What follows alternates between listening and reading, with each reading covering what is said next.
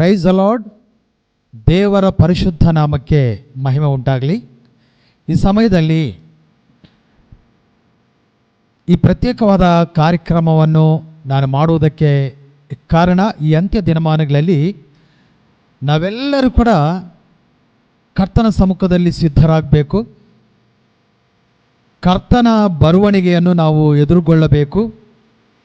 ಯಾವ ಕಾರಣಕ್ಕೂ ಕೂಡ ಲೋಕದಲ್ಲಿರುವಂಥ ಮನುಷ್ಯರು ನಾಶವಾಗದೆ ಸತ್ಯವನ್ನು ತಿಳಿದುಕೊಂಡು ದೇವರೊಟ್ಟಿಗೆ ನಿತ್ಯ ಸಹವಾಸವನ್ನು ಮಾಡುವುದಕ್ಕಾಗಿ ನಾವೆಲ್ಲರೂ ಕೂಡ ಕರ್ತನ ವಾಕ್ಯವನ್ನು ಹಿಂಬಾಲಿಸಬೇಕು ಮತ್ತು ಕ್ರಿಸ್ತನು ನುಡಿದಂತೆ ವಾಕ್ಯದಲ್ಲಿ ನಮಗೆ ತಿಳಿಪಡಿಸಿದಂತೆ ನಾವೆಲ್ಲವನ್ನು ಕೂಡ ತಿಳಿದುಕೊಂಡು ಕಲಿತುಕೊಂಡು ಮತ್ತು ದೇವರ ವಾಕ್ಯವನ್ನು ಕೈಗೊಂಡು ಆತನ ರಾಜ್ಯಕ್ಕಾಗಿ ಎದುರು ನೋಡಬೇಕು. ಯೇಸು ಸ್ವಾಮಿ ಅತಿ ಶೀಘ್ರದಲ್ಲಿ ಆತನು ಮತ್ತೆ ಈ ಲೋಕಕ್ಕೆ ತಿರುಗಿ ಬರಲಿಕ್ಕಿದ್ದಾನೆ. ಬರೋದಕ್ಕಿಂತ ಮುಂಚಿತವಾಗಿ ಸಭೆಯು ಸಿದ್ಧಗೊಂಡು ಎತ್ತಲ್ಪಡುತ್ತೆ. ತಿರುಗವರ್ತಿ ಸಭೆಯೊಟ್ಟಿಗೆ ಯೇಸು ಸ್ವಾಮಿ ಈ ಭೂಲೋಕದಲ್ಲಿ ಬಂದು 1000 ವರ್ಷಗಳು ಆತನು ನಮ್ಮನ್ನು ಆಳ್ವಿಕೆ ಮಾಡ್ತಾನೆ. ಅದರ ಜೊತೆ ನಾವು ಕೂಡ ಆತನೊಟ್ಟಿಗೆ ಸೇರಿಕೊಂಡು ಆ ಆಳ್ವಿಕೆಯಲ್ಲಿ ನಾವು ಕೂಡ ಪಾಲಿಭಾಗಸ್ಥರಾಗ್ತೇವೆ. ಹಾಗಾಗಿ ಪ್ರಕಟಣಾ ಗ್ರಂಥದ ಕುರಿತು ಇವತ್ತು ಅನೇಕ ವಿಷಯಗಳನ್ನು ನಾವು ಚರ್ಚೆ ಮಾಡಲಿಕ್ಕಿದ್ದೇವೆ. ಬಹಳಷ್ಟು ದಿನದಿಂದ ನಾನು ಪ್ರಕಟಣಾ ಗ್ರಂಥದ ಕುರಿತು ಕನ್ನಡದಲ್ಲಿ ನಾನು ದೇವಜನರೊಟ್ಟಿಗೆ ಈ ಮಾತುಗಳನ್ನು ಹಂಚಿಕೊಳ್ಳಬೇಕು ಎಂಬುದಾಗಿ ಅಂದ್ಕೊಂಡಿದ್ದೇನೆ. ಆದರೂ ಸ್ವಲ್ಪ ಭಾಷೆಯ ಸಮಸ್ಯೆ, ಯಾಕಂದರೆ ನಾನು ತೆಲುಗು ಮೂಲದವನು. ಹಾಗಾಗಿ ಕನ್ನಡ ಮಾತನಾಡೋದು ಅಷ್ಟು ಫ್ಲೂಯೆನ್ಸಿ ಇಲ್ಲ. ಹಾಗಾಗಿ ನಾನು ಹಿಂಜರಿದಿದ್ದೇನೆ. ಆದರೂ ಕೂಡ ದೇವರ ಸಹಾಯವನ್ನು ತೆಗೆದುಕೊಂಡು ಈ ದಿನ ನಿಮ್ಮ ಮುಂದೆ ಬರಲಿಕ್ಕೆ ಕಾರಣವೇನೆಂದರೆ, ಇತ್ತೀಚೆಗೆ ಕರ್ನಾಟಕದಲ್ಲಿ ಇರುವಂಥ ಒಬ್ಬ ದೈವ ಸೇವಕರು, ಸೀನಿಯರ್ ದೈವ ಸೇವಕರು, ಅವರ ಹೆಸರು ಪಾಸ್ಟರ್ ರಾಜು ಕೊಣ್ಣೂರು ಎಂಬುದಾಗಿ. ಅವರು ತುಂಬ ಸತ್ಯಾನ್ವೇಷಿ, ಬಹಳಷ್ಟು ಪುಸ್ತಕಗಳನ್ನು ಓದಿದ್ದಂಥವರು. ಈಗಲೂ ಕೂಡ ಸತ್ಯದ ಬಗ್ಗೆ ಅವರಿಗೆ ತುಂಬ ಆಸಕ್ತಿ. ಮೊನ್ನೆ ಒಂದು ಸಂದರ್ಭದಲ್ಲಿ ನನ್ನೊಟ್ಟಿಗೆ ಮಾತನಾಡುತ್ತಾ ಈ ಪ್ರಕಟಣಾ ಗ್ರಂಥದ ಕುರಿತು ನಾವು ಚರ್ಚೆ ಮಾಡಿಕೊಂಡಿದ್ದೇವೆ. ಆ ಸಮಯದಲ್ಲಿ ಅವರು ಒಬ್ಬ ಸೇವಕನನ್ನು ಪರಿಚಯ ಮಾಡಿದರು. ನನಗೆ ಗೊತ್ತಿಲ್ಲ ಇದುವರೆಗೆ ಅವರ ಬಗ್ಗೆ. ಬಟ್ ಕರ್ನಾಟಕದಲ್ಲಿ ಅನೇಕ ಕಡೆ ಅನೇಕ ಸೇವಕರು, ದೊಡ್ಡ ದೊಡ್ಡ ಸೇವಕರು ಅವರನ್ನು ಕರೆದು ಪ್ರಕಟಣೆಯ ವಿಶ್ಲೇಷಣೆ ಸಭೆಯಲ್ಲಿ ಮಾಡಿಸುತ್ತಾ ವಾಕ್ಯವನ್ನು ಅವರು ತಿಳಿದುಕೊಳ್ತಾ ಇದ್ದಾರೆ. ಬಹುಬಲವಾಗಿ ಅವರು ಅನೇಕ ಕಡೆ ಉಪಯೋಗಿಸಲ್ಪಡ್ತಾ ಇದ್ದಾರೆ ಎಂಬುದಾಗಿ ಅವರು ನನ್ನೊಟ್ಟಿಗೆ ಮಾತನಾಡಿದರು. ನನಗೆ ಗೊತ್ತಿಲ್ಲ. ನಾನು ಅವರ ಹೆಸರನ್ನು ಕೇಳಿಸಿಕೊಂಡು ಅದಾದ ನಂತರ ನಾನು ಯೂಟ್ಯೂಬ್ನಲ್ಲಿ ಅವರ ಕುರಿತು ನಾನು ಸರ್ಚ್ ಮಾಡಿದ್ದೆ. ಸರ್ಚ್ ಮಾಡಿದ ಮೇಲೆ maybe Shanthakumar, pastor Shanthakumar ಅನ್ನೋರು ಇವರನ್ನು ತಮ್ಮ ಸಭೆಗೆ ಕರೆಸಿಕೊಂಡು ವಾಕ್ಯವನ್ನು ಹೇಳಿದ್ದನ್ನು ರೆಕಾರ್ಡ್ ಮಾಡಿ ಅವರು ಯೂಟ್ಯೂಬ್ನಲ್ಲಿ ಹಂಚಿಕೊಂಡ್ರು. ತದನಂತರ maybe big J T V ಅವರು ಕೂಡ ಇವರನ್ನು ಕರೆದು ಸುಮಾರು 18 ಎಪಿಸೋಡ್ಗಳನ್ನು ಇದರ ಕುರಿತು ಮಾಡಿಸಿ ಅದನ್ನು ಅವರು ಕೂಡ ಅಪ್ಲೋಡ್ ಮಾಡಿದರು. ಇವೆರಡೂ ವಿಡಿಯೋಸ್ಗಳನ್ನು ಕಂಪ್ಲೀಟಾಗಿ ನಾನು ವೀಕ್ಷಣೆ ಮಾಡಿದ ಮೇಲೆ ನಾನು ಖಂಡಿತವಾಗಿ ತಿರುಗಾವರ್ತಿ ಕನ್ನಡ ಜನತೆಗೆ ಮತ್ತೊಂದಾವರ್ತಿ ನಾನು ಸತ್ಯವನ್ನು ತಿಳಿಯಪಡಿಸಬೇಕು ಎಂಬ ಒಂದು ಆಲೋಚನೆಯಿಂದ, ಪವಿತ್ರಾತ್ಮನ ಪ್ರೇರೇಪಣೆಯಿಂದ ನಿಮ್ಮ ಮುಂದೆ ಬಂದಿದ್ದೇನೆ. ಮೊದಲನೇದಾಗಿ ಪಾಸ್ಟರ್ ರಾಜು ಕೊಣ್ಣೂರು ಅವರಿಗೆ ನಾನು ಧನ್ಯವಾದ ಹೇಳುತ್ತೇನೆ. ಈ ಸುಳ್ಳು ಬೋಧಕನನ್ನು ಹೊರತರಲು ಅಥವಾ ಈತನು ಹೇಳಿರುವಂಥದ್ದೆಲ್ಲ ಸುಳ್ಳು ಎಂಬುದಾಗಿ ನಿಮ್ಮ ಮುಂದೆ ನಿರೂಪಿಸಲು ನನಗೆ ಅವಕಾಶ ಮಾಡಿಕೊಟ್ಟಿರುವಂತಹ ದೇವರಿಗೆ ಮೊದಲನೇದಾಗಿ ನಾನು ವಂದನೆ ಸಲ್ಲಿಸ್ತೇನೆ. ತದನಂತರ ಪಾಸ್ಟರ್ ರಾಜು ಕೊಣ್ಣೂರು ಅವರಿಗೆ ಕೂಡ ನಾನು ವಂದನೆ ಸಲ್ಲಿಸ್ತೇನೆ. ಈ ಸಮಯದಲ್ಲಿ ನಾನು ಆ್ಯಕ್ಚುಲಿ ತೆಲುಗು ಮೂಲದವನು, ನನ್ನ ಕನ್ನಡ ಮಾತನಾಡ್ತಾ ಇದ್ದೇನೆ. ದಯವಿಟ್ಟು ಎಲ್ಲಾದರೂ ಮಿಸ್ಟೇಕ್ಸ್ ಬರೋದಾದರೆ ದಯವಿಟ್ಟು ನನ್ನನ್ನು ಸಹಿಸ್ಕೊಳ್ರಿ, ಕ್ಷಮಿಸ್ರಿ, ಅರ್ಥ ಮಾಡಿಕೊಳ್ಳ್ರಿ. ಕೆಲವೊಂದು ಸಮಯದಲ್ಲಿ ನಾನು ತೆಲುಗು ಮಾತನಾಡಲಿಕ್ಕೆ ಇಷ್ಟಪಡ್ತೇನೆ. ಯಾಕಂದರೆ ಕೆಲವೊಂದು ಪದಗಳು ಕನ್ನಡದಲ್ಲಿ ಒಂದು ವೇಳೆ ನನಗೆ ಮಾತನಾಡುವಂಥದ್ದು ಕಷ್ಟವಾದುದಾದರೆ ನಾನು ತೆಲುಗಲ್ಲಿ ಕೂಡ ನಾನು ಮಾತಾಡಲಿಕ್ಕೆ ಪ್ರಯತ್ನ ಮಾಡ್ತೀನಿ. ದಯವಿಟ್ಟು ಇವೆಲ್ಲ ವಿಷಯಗಳನ್ನು ಕೂಡ ನೀವು ಅರ್ಥ ಮಾಡಿಕೊಳ್ಳಬೇಕು ಎಂಬುದಾಗಿ ನಾನು ಮೊದಲನೇದಾಗಿ ಕನ್ನಡ ವೀಕ್ಷಕರೊಟ್ಟಿಗೆ ಪ್ರೀತಿಯಿಂದ ಕಳಕಳೆಯಿಂದ ನಾನು ಮನವಿ ಮಾಡ್ತೇನೆ. ಪ್ರಿಯರೇ, ಯೇಸು ಸ್ವಾಮಿ ಹೇಳಿದ್ದಾನೆ, ಈಗಾಗಲೇ ಅನೇಕ ಸುಳ್ಳು ಬೋಧಕರು ನಿಮ್ಮನ್ನು ಸಂಧಿಸ್ತಾ ಇದ್ದಾರೆ, ಜಾಗರೂಕತೆಯಿಂದ ಇರ್ರಿ ಎಂಬುದಾಗಿ. ಅಪೊಸ್ತಲನಾದ ಪೌಲನೇ ಎಚ್ಚರಿಸಿದ್ದಾನೆ, ಅಪೊಸ್ತಲನಾದ ಪೇತ್ರನೇ ಎಚ್ಚರಿಸಿದ್ದಾನೆ. ನಮ್ಮ ಸುತ್ತಲೂ ಕೂಡ ಸುಳ್ಳು ಬೋಧಕರಿದ್ದಾರೆ, ನಾವು ಜಾಗರೂಕತೆಯಿಂದ ಇರಬೇಕು. ನಾವು ಬೋಧನೆಗಳನ್ನು ಪರೀಕ್ಷೆ ಮಾಡುವಂತರಾಗಿ ಇರಬೇಕು ಎಂಬುದಾಗಿ ದೇವರ ಆಲೋಚನೆ. ನಾವು ಸತ್ಯವೇದದಲ್ಲಿ ನೋಡುವಾಗ ಬೆರೆಯ ಪಟ್ಟಣಸ್ಥರಾಗಲಿ ಅಥವಾ ಥೆಸಲೋನಿಕದವರಾಗಲಿ ಇವರು ಬಹಳ ಆಸಕ್ತಿ ಉಳ್ಳವರು ಮತ್ತು ದೇವರ ವಾಕ್ಯವನ್ನು ಕೇಳಿಸಿಕೊಂಡ ಮೇಲೆ ಮನೆಗೆ ಹೋಗಿ ಅವರು ಸತ್ಯವೇದವನ್ನು ಹುಡುಕಿ ಸತ್ಯವನ್ನು ಕಂಡುಕೊಂಡ ಮೇಲೆ ದೇವರನ್ನು ಮಹಿಮೆಪಡಿಸುತ್ತಿದ್ದರು ಎಂಬುದಾಗಿ ನಾವು ಸತ್ಯವೇದದಲ್ಲಿ ನೋಡುತ್ತೇವೆ. ಆದರೆ ಕರ್ನಾಟಕದ ಜನತೆ, ನಾನು ಈ ಒಂದು ಸುಳ್ಳು ಬೋಧಕನ ಈ ಎಲ್ಲ ಮೆಸೇಜ್ಗಳು ಅಥವಾ ಆತನ ವಿಡಿಯೋಗಳನ್ನ ನೋಡಿದ ಮೇಲೆ ತುಂಬ ನೋವಾಯಿತು. ಪ್ರಶ್ನಿಸುವವರು ಇಲ್ಲ, ಆತನು ಏನೇ ಹೇಳಿದರೂ ಕೂಡ ಬೈಬಲ್ ಮುಚ್ಚಿಕೊಂಡು, ಯಾಕಂದರೆ ಪದೇ ಪದೇ ಆತನು ಒಂದು ವಿಷಯವನ್ನು ಹೇಳ್ತಾನೆ, ನೀವೆಲ್ಲರೂ ಬೈಬಲ್ ಮುಚ್ಚಿ ಕೇಳ್ರಿ ಎಂಬುದಾಗಿ. ಅಫ್ಕೋರ್ಸ್ ಕೆಲವೊಂದು ಸಲ ಡಿಸ್ಟರ್ಬೆನ್ಸ್ ಆಗ್ಬೋದು ನಾವು ಮಾತನಾಡುವಾಗ, ಬಟ್ ಕೆಲವೊಂದು ಸಬ್ಜೆಕ್ಟ್ಸ್ಗಳು ನಾವು ಕೇಳಿಸಿಕೊಳ್ಳುವಾಗ ಖಂಡಿತವಾಗಿ ನಮ್ಮ ಕೈಯಲ್ಲಿ ಬೈಬಲ್ ಇರಬೇಕು, ಸತ್ಯವೇದ ಇರಬೇಕು. ಅವರು ಮಾತನಾಡುವುದು ಹಾಗೆ ಇದನ್ನು ಎಲ್ಲೋ ಕೂಡ ನೋಟ್ ಮಾಡಿಕೊಳ್ಳಬೇಕು. ಒಂದು ವೇಳೆ ನಮಗೆ ಡೌಟ್ ಬರುವುದಾದರೆ ಸತ್ಯವೇದಕ್ಕೆ ವಿರುದ್ಧವಾಗಿ ಅವರು ಯಾರೇ ಆಗಿರಲಿ, ಬಿಷಪ್ಪೇ ಆಗಿರಲಿ, ಇನ್ನೊಬ್ಬರು ಯಾರೇ ಆಗಿರಲಿ, ಪರಲೋಕದಿಂದ ಬಂದ ಸಾಕ್ಷಾತ್ ದೇವದೂತನೇ ಆಗಿರಲಿ, ಸತ್ಯವೇದಕ್ಕೆ ವಿರೋಧವಾಗಿ ಮಾತನಾಡುವಾಗ ಖಂಡಿತವಾಗಿ ನಾವು ಅವರನ್ನು ಪ್ರಶ್ನಿಸಬೇಕು. ನಾವು ಸತ್ಯದಲ್ಲಿ ಪ್ರತಿಷ್ಠಿತರಾಗಬೇಕು. ಸತ್ಯ ನಮ್ಮನ್ನು ಸರ್ವಸತ್ಯಕ್ಕೆ ಕರ್ಕೊಂಡು ಹೋಗುತ್ತೆ. ಅಷ್ಟು ಮಾತ್ರವಲ್ಲ, ನಿತ್ಯ ರಾಜ್ಯದಲ್ಲಿ ನಮ್ಮನ್ನು ಸೇರಿಸುವಂಥದ್ದಾಗಿದೆ. ಸುಳ್ಳು ನಮ್ಮನ್ನು ಸುಳ್ಳಲ್ಲಿ ಇರಿಸುವಾಗ ಸತ್ಯಕ್ಕೆ ನಾವು ದೂರವಾಗಿ ನಾವು ಪರಲೋಕ ರಾಜ್ಯವನ್ನು ಕಳೆದುಕೊಳ್ಳುವಂಥ ಅವಕಾಶವಿದೆ. ಹಾಗಾಗಿ ಸತ್ಯವೇದವನ್ನು ನಾವು ಯಾವಾಗಲೂ ಕೂಡ ಪರಿಶೀಲಿಸಿ ಓದಬೇಕು. ಅದಕ್ಕಾಗಿ ಮೊದಲನೇದಾಗಿ ಇವೆಲ್ಲವೂ ಕೂಡ ನಾವು ಧ್ಯಾನ ಮಾಡೋದಕ್ಕಿಂತ ಮುಂಚಿತವಾಗಿ ಪವಿತ್ರಾತ್ಮನ ಸಹಾಯವನ್ನು ತೆಗೆದುಕೊಳ್ಳೋಣ. ದೇವರೇ, ನಮಗೆ ಜ್ಞಾನ ಕೊಡಪ್ಪ, ನಮಗೆ ಸಹಾಯ ಮಾಡು. ನಾವು ಧ್ಯಾನಿಸುತ್ತಿರುವ ಅಂಶಗಳು ಕರ್ತನೇ, ನಿನ್ನ ಸಮ್ಮುಖದಲ್ಲಿ ನಾವು ಚೆನ್ನಾಗಿ ತಿಳಿದುಕೊಳ್ಳುವ ಹಾಗೆ ನಿನ್ನ ಬಲವು, ನಿನ್ನ ಶಕ್ತಿಯು, ನಿನ್ನ ಕೃಪೆಯು ನಮಗೆ ಅನುಗ್ರಹಿಸಪ್ಪ ಎಂಬುದಾಗಿ ನಾವೆಲ್ಲರೂ ಪ್ರಾರ್ಥನೆ ಮಾಡಿಕೊಳ್ಳೋಣ. ಒಂದು ವೇಳೆ ಅವಕಾಶ ಇರುವುದಾದರೆ ದಯವಿಟ್ಟು ಮೊಣಕಾಲು ಹಾಕಿರಿ, ಕರ್ತನ ಸಮ್ಮುಖದಲ್ಲಿ ಬೇಡಿಕೊಳ್ಳೋಣ. ಯಾಕಂದರೆ ನಾನು ಪ್ರಕಟಣೆ ಗ್ರಂಥ ಮೊದಲನೇದಾಗಿ ನಾನು ಓದಿರುವಾಗ ಇಡೀ ಪ್ರಕಟಣೆ ಗ್ರಂಥೆಯನ್ನು ನನ್ನ ಪೂರ್ಣ ಮೊಣಕಾಲಲ್ಲಿ ನಾನು ಓದಿ ಕರ್ತನ ಸಮ್ಮುಖದಲ್ಲಿ ತಿಳಿದುಕೊಂಡಿರುವಂಥ ವಿಷಯಗಳನ್ನೇ ನಿಮ್ಮೊಟ್ಟಿಗೆ ನಾನು ಹಂಚಿಕೊಳ್ಳುತ್ತೇನೆ. ಹಾಗಾಗಿ ಪ್ರಾರ್ಥನೆ ಮಾಡಿಕೊಳ್ಳೋಣ ನನ್ನೊಟ್ಟಿಗೆ ಏಕೀಭವಿಸಿ. ಪ್ರೀತಿಯುಳ್ಳ ಪರಲೋಕದ ತಂದೆಯೇ, ಪರಿಶುದ್ಧ ದೇವರೇ, ಮಹೋನ್ನತನೇ, ಸರ್ವೋನ್ನತನೇ, ಸರ್ವಶಕ್ತಿಯುಳ್ಳ ದೇವರೇ, ನಿನಗೆ ಸ್ತೋತ್ರಪ್ಪ. ಈ ಸಮಯದಲ್ಲಿ ಪ್ರಕಟಣಾ ಗ್ರಂಥದ ಕುರಿತು ನಾವು ಧ್ಯಾನ ಮಾಡುತ್ತಿರುವಾಗ, ಈ ಸುಳ್ಳು ಬೋಧನೆಯನ್ನು ನಾವು ಪರೀಕ್ಷಿಸುತ್ತಿರುವಾಗ ನಮಗೆ ಸಹಾಯ ಮಾಡಿರಿ, ಜ್ಞಾನವನ್ನು ಅನುಗ್ರಹಿಸಿರಿ, ನಮ್ಮ ಮನೋನೇತ್ರಗಳನ್ನು ತೆರೆಯ ಮಾಡಿರಿ ಎಂಬುದಾಗಿ ಪ್ರಾರ್ಥಿಸುತ್ತೇವೆ. ಪ್ರತಿ ಮಾತುಗಳು ಸತ್ಯವೇದದಿಂದ ನಾವು ನೋಡಿಕೊಂಡು ಪರಿಶೀಲಿಸಿ ಪರೀಕ್ಷಿಸಿ ಮತ್ತು ಕರ್ತನೆ ನಿನ್ನ ಸಮ್ಮುಖದಲ್ಲಿ ಉತ್ತಮವಾದ ರೀತಿಯಲ್ಲಿ ಜ್ಞಾನ ಪಡೆದುಕೊಂಡು ನಿನ್ನ ರಾಜ್ಯಕ್ಕಾಗಿ ಎದುರು ನೋಡುವಂತೆ, ಸಿದ್ಧಗೊಳ್ಳುವಂತೆ, ನಮ್ಮ ತಪ್ಪುಗಳನ್ನು ಸರಿದಿದ್ದುಕೊಳ್ಳುವಂತೆ, ಸರಿಪಡಿಸಿಕೊಳ್ಳುವಂತೆ ನೀವು ಕೃಪೆ ಸಹಾಯವು ನಮಗೆ ಅನುಗ್ರಹಿಸಿರೆಂಬುದಾಗಿ ನೀವು ಮಾತನಾಡಿದರೆ ನಮಗೆ ಅದು ಆಶೀರ್ವಾದಕರ. ಸ್ವಾಮಿ, ನಿನ್ನ ಬಲದಿಂದ ನಮ್ಮೊಟ್ಟಿಗೆ ಮಾತನಾಡು, ಸಹಾಯ ಮಾಡು. ಎಲ್ಲ ಘನಮಾನ ಮಹಿಮೆ ನಿನಗೆ ಸಲ್ಲಿಸುತ್ತಾ ಯೇಸುವಿನ ಪವಿತ್ರವಾದ ನಾಮದಲ್ಲಿ ಈ ಪ್ರಾರ್ಥನೆ ಬೇಡಿಕೊಂಡಿದ್ದೇವೆ ಪರಮ ತಂದೆಯೇ, ಆಮೇನ್, ಆಮೇನ್. ಓಕೆ, ಪವಿತ್ರಾತ್ಮನ ನಮಗೆ ಸಹಾಯ ಮಾಡಲಿ. Praise the Lord. ಪ್ರಿಯರೇ, ಇದಕ್ಕೆ ಮೊದಲು ನನಗೆ ಈ ಆರ್ ಪೌಲ್ ಎಂಬವ್ರ ಬಗ್ಗೆ ನನಗೆ ಗೊತ್ತಿಲ್ಲ. ಆದರೆ ಪಾಸ್ಟರ್ ರಾಜು ಕೊಂಡೂರು ಅವರು ಹೇಳಿದ ಮೇಲೆ ಇವರ ಕುರಿತು ನಾನು ಯೂಟ್ಯೂಬ್ನಲ್ಲಿ ಸರ್ಚ್ ಮಾಡಿದ್ದೆ. ಆದರೆ ಪ್ರಕಟಣಾ ಗ್ರಂಥದ ಕುರಿತು ಸುಮಾರು ಶಾಂತಕುಮಾರ್ ಇವರ ಸಭೆಯಲ್ಲಿ 7 ಸಂದೇಶಗಳನ್ನು ಮತ್ತು ಬಿಗ್ ಜೆ ಟಿವಿನಲ್ಲಿ ಸುಮಾರು 18 ಸಂದೇಶಗಳನ್ನು ಇವರು ಕೊಟ್ಟಿದ್ದಾರೆ ಪ್ರಕಟಣಾ ಗ್ರಂಥದ ಕುರಿತು. ಅದರಲ್ಲಿ ಅನಾವಶ್ಯಕವಾದ ವಿಷಯಗಳನ್ನು ತುಂಬ ಜಾಸ್ತಿ ಮಾತಾಡಿದ್ದಾರೆ. ಅದಕ್ಕಾಗಿ ಅದು ತುಂಬ ಲೆಂತ್ ಆಯಿತು. ಅಂಶದ ಒಳಗೆ ಇರದೆ ಅನಾವಶ್ಯಕವಾದ ವಿಷಯಗಳನ್ನು ಅನೇಕವು ಅವರು ಮಾತನಾಡಿದ್ದುಂಟು. ಆದರೆ ನಾನು ಅವಶ್ಯಕತೆ ಇರುವಂಥ ವಿಷಯಗಳನ್ನು ತೆಗೆದುಕೊಂಡು ಇವತ್ತು ಅವರ ತಪ್ಪಾದ ಬೋಧನೆಗಳನ್ನು ಇಟ್ಟುಕೊಂಡು ಮತ್ತು ಸತ್ಯವಾದ ವಿಷಯಗಳನ್ನು ಕೂಡ ನಿಮ್ಮೊಟ್ಟಿಗೆ ಹಂಚಿಕೊಳ್ಳುವುದಕ್ಕೆ ನಾನು ಸಿದ್ಧನಾಗಿದ್ದೇನೆ.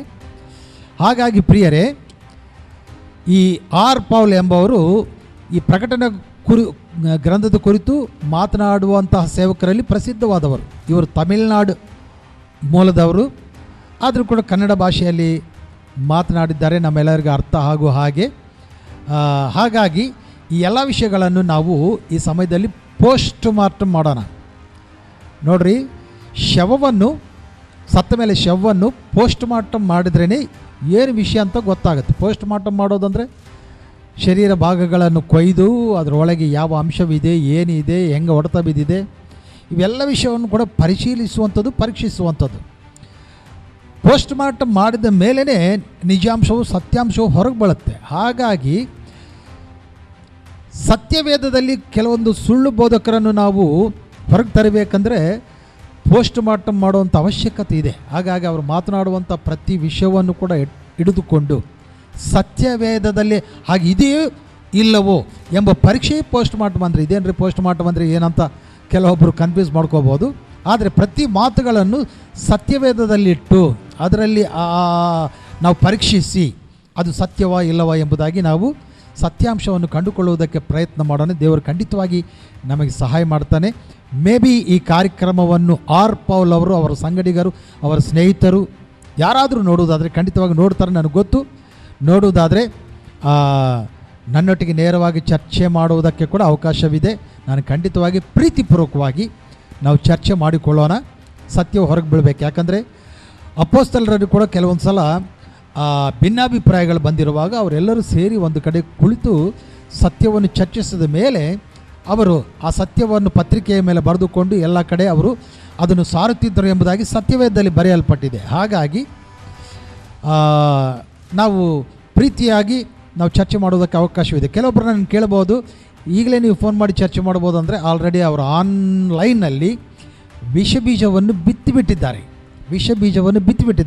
ಹಾಗಾಗಿ ನಾನು ಅವರೊಟ್ಟಿಗೆ ಕುಳಿತು ಮಾತನಾಡೋದಕ್ಕೆ ಅವಕಾಶ ಇಲ್ಲ ಎಂಬುದಾಗಿ ಅಂದ್ಕೊಳ್ತೇನೆ. ಯಾಕಂದರೆ ಅವರು ಯಾವುದೋ ಒಂದು ಚಿಕ್ಕ ಸಭೆಯಲ್ಲೋ ಎಲ್ಲಾದರೂ ಮಾತನಾಡಿದರೆ ನಾನು ಅದ್ರ ಕುರಿತು ಮಾತನಾಡ್ತಿದ್ದೆ. ಬಟ್ ಅವರು ಆನ್ಲೈನ್ನಲ್ಲಿ ಮಾತನಾಡಿದರು. ಸಾವಿರಾರು ಜನರು ಅದನ್ನು ವೀಕ್ಷಣೆ ಮಾಡಿದ್ದರು, ನಂಬಿದರು. ಕೆಲವೊಬ್ಬರು ನಾನು ಪೋಸ್ಟ್ ಈಗಾಗಲೇ 2 ದಿನ ಮುಂಚೆ ಪೋಸ್ಟನ್ನು ಬಿಟ್ಟಿದ್ದೇನೆ. ಕೆಲವೊಬ್ಬರು ನನಗೆ ಫೋನ್ ಮಾಡಿ, ಅಯ್ಯ ನಮ್ಮ ಸಭೆಯಲ್ಲಿ ನಾವು ಅವರನ್ನು ಕರೆದು ಬೋಧನೆಗಳನ್ನು ಹೇಳಿಸಿಕೊಂಡಿದ್ದೀವಿ, ಈಗ ನೋಡಿದ್ರೆ ನೀವು ಅದನ್ನು ತಪ್ಪು ಅಂತ ಹೇಳ್ತಾ ಇದ್ದೀರಿ, ಅದಕ್ಕಾಗಿ ನಾವು ಎದುರು ನೋಡ್ತಾ ಇದ್ದೀವಿ ಸತ್ಯಾಂಶ ತಿಳಿದುಕೊಳ್ಳೋದಕ್ಕೆ ಎಂಬುದಾಗಿ ಕೆಲವೊಬ್ಬರು ನನ್ನೊಟ್ಟಿಗೆ ವೈಯಕ್ತಿಕವಾಗಿ ಫೋನ್ ಮಾಡಿ ತಮ್ಮ ಅನಿಸಿಕೆಗಳನ್ನು ಹಂಚಿಕೊಂಡ್ರು. ಹಾಗಾಗಿ ಈ ಸಮಯದಲ್ಲಿ ನಾವು ನೇರವಾಗಿ ಅವರು ಮಾತನಾಡಿರುವಂತಹ ವಿಷಯಗಳನ್ನು ಪೋಸ್ಟ್ ಮಾಡ್ತಾ ಒಂದೊಂದು ವಿಷಯಗಳನ್ನು ನಾವು ಸತ್ಯವನ್ನು ತಿಳಿದುಕೊಳ್ಳುವುದಕ್ಕೆ ಪ್ರಯತ್ನ ಮಾಡೋಣ. ಮೊದಲನೇದಾಗಿ ಪ್ರಕಟಣಾ ಗ್ರಂಥದ ಹಿನ್ನೆಲೆ ಬಗ್ಗೆ ಸ್ವಲ್ಪ ನಿಮ್ಮೊಟ್ಟಿಗೆ ನಾನು ಹಂಚಿಕೊಂಡು ತದನಂತರ ಅವರು ಏನು ಮಾತನಾಡಿದ್ದಾರೆ ಅದಕ್ಕೆ ನಾವು ಪೋಸ್ಟ್ ಮಾಡುತ್ತಾ ನಾವು ಮುಂದೆ ಸಾಗೋಣ. ಪ್ರಿಯರೇ, ಪ್ರಕಟಣಾ ಗ್ರಂಥ ಇದು ಸತ್ಯವೇದದಲ್ಲಿ ಬರೆಯಲ್ಪಟ್ಟಿರುವಂಥ ಕೊನೆ ಪುಸ್ತಕ. ಬೈಬಲ್ ಗ್ರಂಥದಲ್ಲಿ ಆದಿ ಕಾಲದಲ್ಲಿ ಏನು ನಡೀತು ಎಂಬುದಾಗಿ ಸತ್ಯವೇದದಲ್ಲಿ ಸಂಪೂರ್ಣವಾಗಿ ಎಲ್ಲ ವಿಷಯಗಳು ಕೂಡ ಬರೆಯಲ್ಪಟ್ಟ ಹಾಗೆ ಸೃಷ್ಟಿ ಕೊನೆ ಭಾಗದಲ್ಲಿ ಏನು ನಡೆಯುತ್ತೆ ಎಂಬ ವಿಷಯಗಳು ಕೂಡ ಈ ಒಂದು ಪ್ರಕಟಣೆ ಪುಸ್ತಕದಲ್ಲಿ ಕರ್ತನು ಸಂಪೂರ್ಣವಾಗಿ ನಮಗೆ ತಿಳಿಪಡಿಸಿದ್ದಾನೆ. ಎಲ್ಲ ವಿಷಯಗಳು ತಿಳಿಪಡಿಸಿದ್ದಾನೆ. ದೇವರ ನಾಮಕ್ಕೆ ಸ್ತೋತ್ರವಾಗಲಿ. ಹಾಗಾಗಿ ಇವೆಲ್ಲವೂ ಕೂಡ ನಾವು ತಿಳಿದುಕೊಳ್ಳಬೇಕು. ಯಾಕೆ ಎಂಬುದಾಗಿ ಹೇಳ್ತೀರಾ? ಮತ್ತೇನು ಬರೆದ ಸುವಾರ್ತೆ 24ನೇ ಅಧ್ಯಾಯ ಒಂದು ವೇಳೆ 3ನೇ ವಚನ ನಾವು ನೋಡುವುದಾದರೆ ಅಲ್ಲಿ ಈ ಮಾತುಗಳು ಬರೆಯಲ್ಪಟ್ಟಿದೆ. ಬಳಿಕ ಯೇಸು ಅಲಿವು ಗುಡ್ಡದ ಮೇಲೆ ಕುಳಿತುಕೊಂಡಿರುವಾಗ ಶಿಷ್ಯರು ಪ್ರತ್ಯೇಕವಾಗಿ ಈ ಮಾತನ್ನು ನೋಟ್ ಮಾಡಿಕೊಳ್ಳ್ರಿ. ಪ್ರತ್ಯೇಕವಾಗಿ ಪ್ರಕಟಣಾ ಗ್ರಂಥ ಪುಸ್ತಕ ಎಲ್ಲ ಪುಸ್ತಕಗಳ ಹಾಗೆ ಅಲ್ಲ. ಪ್ರಕಟಣಾ ಗ್ರಂಥ ಪುಸ್ತಕ ಪ್ರತ್ಯೇಕವಾದದ್ದು. ತುಂಬ ಜಾಗರೂಕತೆಯಿಂದ ಅದನ್ನು ಓದಬೇಕು. ಪ್ರಕಟಣಾ ಗ್ರಂಥ ಒಂದು ಕ್ರಮವಾದ ರೀತಿಯಲ್ಲಿ ದೇವರ ಆಲೋಚನೆ ಪ್ರಕಾರ ಓದಬೇಕು. ಪ್ರಕಟಣಾ ಗ್ರಂಥವನ್ನು ಓದುವಾಗ ಮಿಕ್ಕಿದ ಎಲ್ಲ ಪುಸ್ತಕಗಳನ್ನು ಕೂಡ ನಾವು ರೆಫರೆನ್ಸ್ ಆಗಿ ತೆಗೆದುಕೊಂಡು ಆಧಾರ ಮಾಡಿಕೊಂಡು ಓದಬೇಕು. ಆಗಲೇ ನಮಗೆ ಪ್ರಕಟಣಾ ಗ್ರಂಥ ಅರ್ಥ ಆಗುತ್ತೆ. ಅಷ್ಟು ಮಾತ್ರವಲ್ಲ, ಪ್ರಕಟಣಾ ಗ್ರಂಥವು ಪವಿತ್ರಾತ್ಮನ ಸಹಾಯವನ್ನು ತೆಗೆದುಕೊಂಡು ಆತ್ಮವಶರಾಗಿ, ಯಾಕಂದರೆ ಯೋಹಾನ ಭಕ್ತನು ಕೂಡ ಕರ್ತನ ದಿನದಲ್ಲಿ ಕರ್ತನ ಸಮ್ಮುಖದಲ್ಲಿ ಆತನ ಆರಾಧಿಸುತ್ತಾ ಆತ್ಮವಶನಾಗಿ ಆತನ ಪರಲೋಕಕ್ಕೆ ಏರಿ ಹೋಗಿ ಎಲ್ಲ ವಿಷಯಗಳನ್ನು ತಿಳಿದುಕೊಂಡು ಆತನ ಭೂಮಿಯ ಮೇಲೆ ಮತ್ತೆ ಬಂದು ಅದೆಲ್ಲ ಕೂಡ ನಮಗಾಗಿ ಬರೆಸಿಟ್ಟಿದ್ದಾನೆ. ದೇವರಿಗೆ ಸ್ತೋತ್ರ. ಹಾಗಾಗಿ ಪ್ರಿಯರೇ, ಇದು ಪ್ರತ್ಯೇಕವಾದ ಪುಸ್ತಕ ಎಂಬುದಾಗಿ ಹೇಳುವಾಗ ನಾವು ಕೂಡ ತುಂಬ ಜಾಗರೂಕತೆಯಿಂದ ಇರಬೇಕು. ನಾನು ಆರ್ ಪಾಲ್ ಅವರಲ್ಲಿ ಗಮನಿಸಿದ್ದೇನೆ ಅಂದರೆ ತುಂಬ ರೆಕ್ಲೆಸ್ ಆಗಿದ್ದಾರೆ ಅವರು.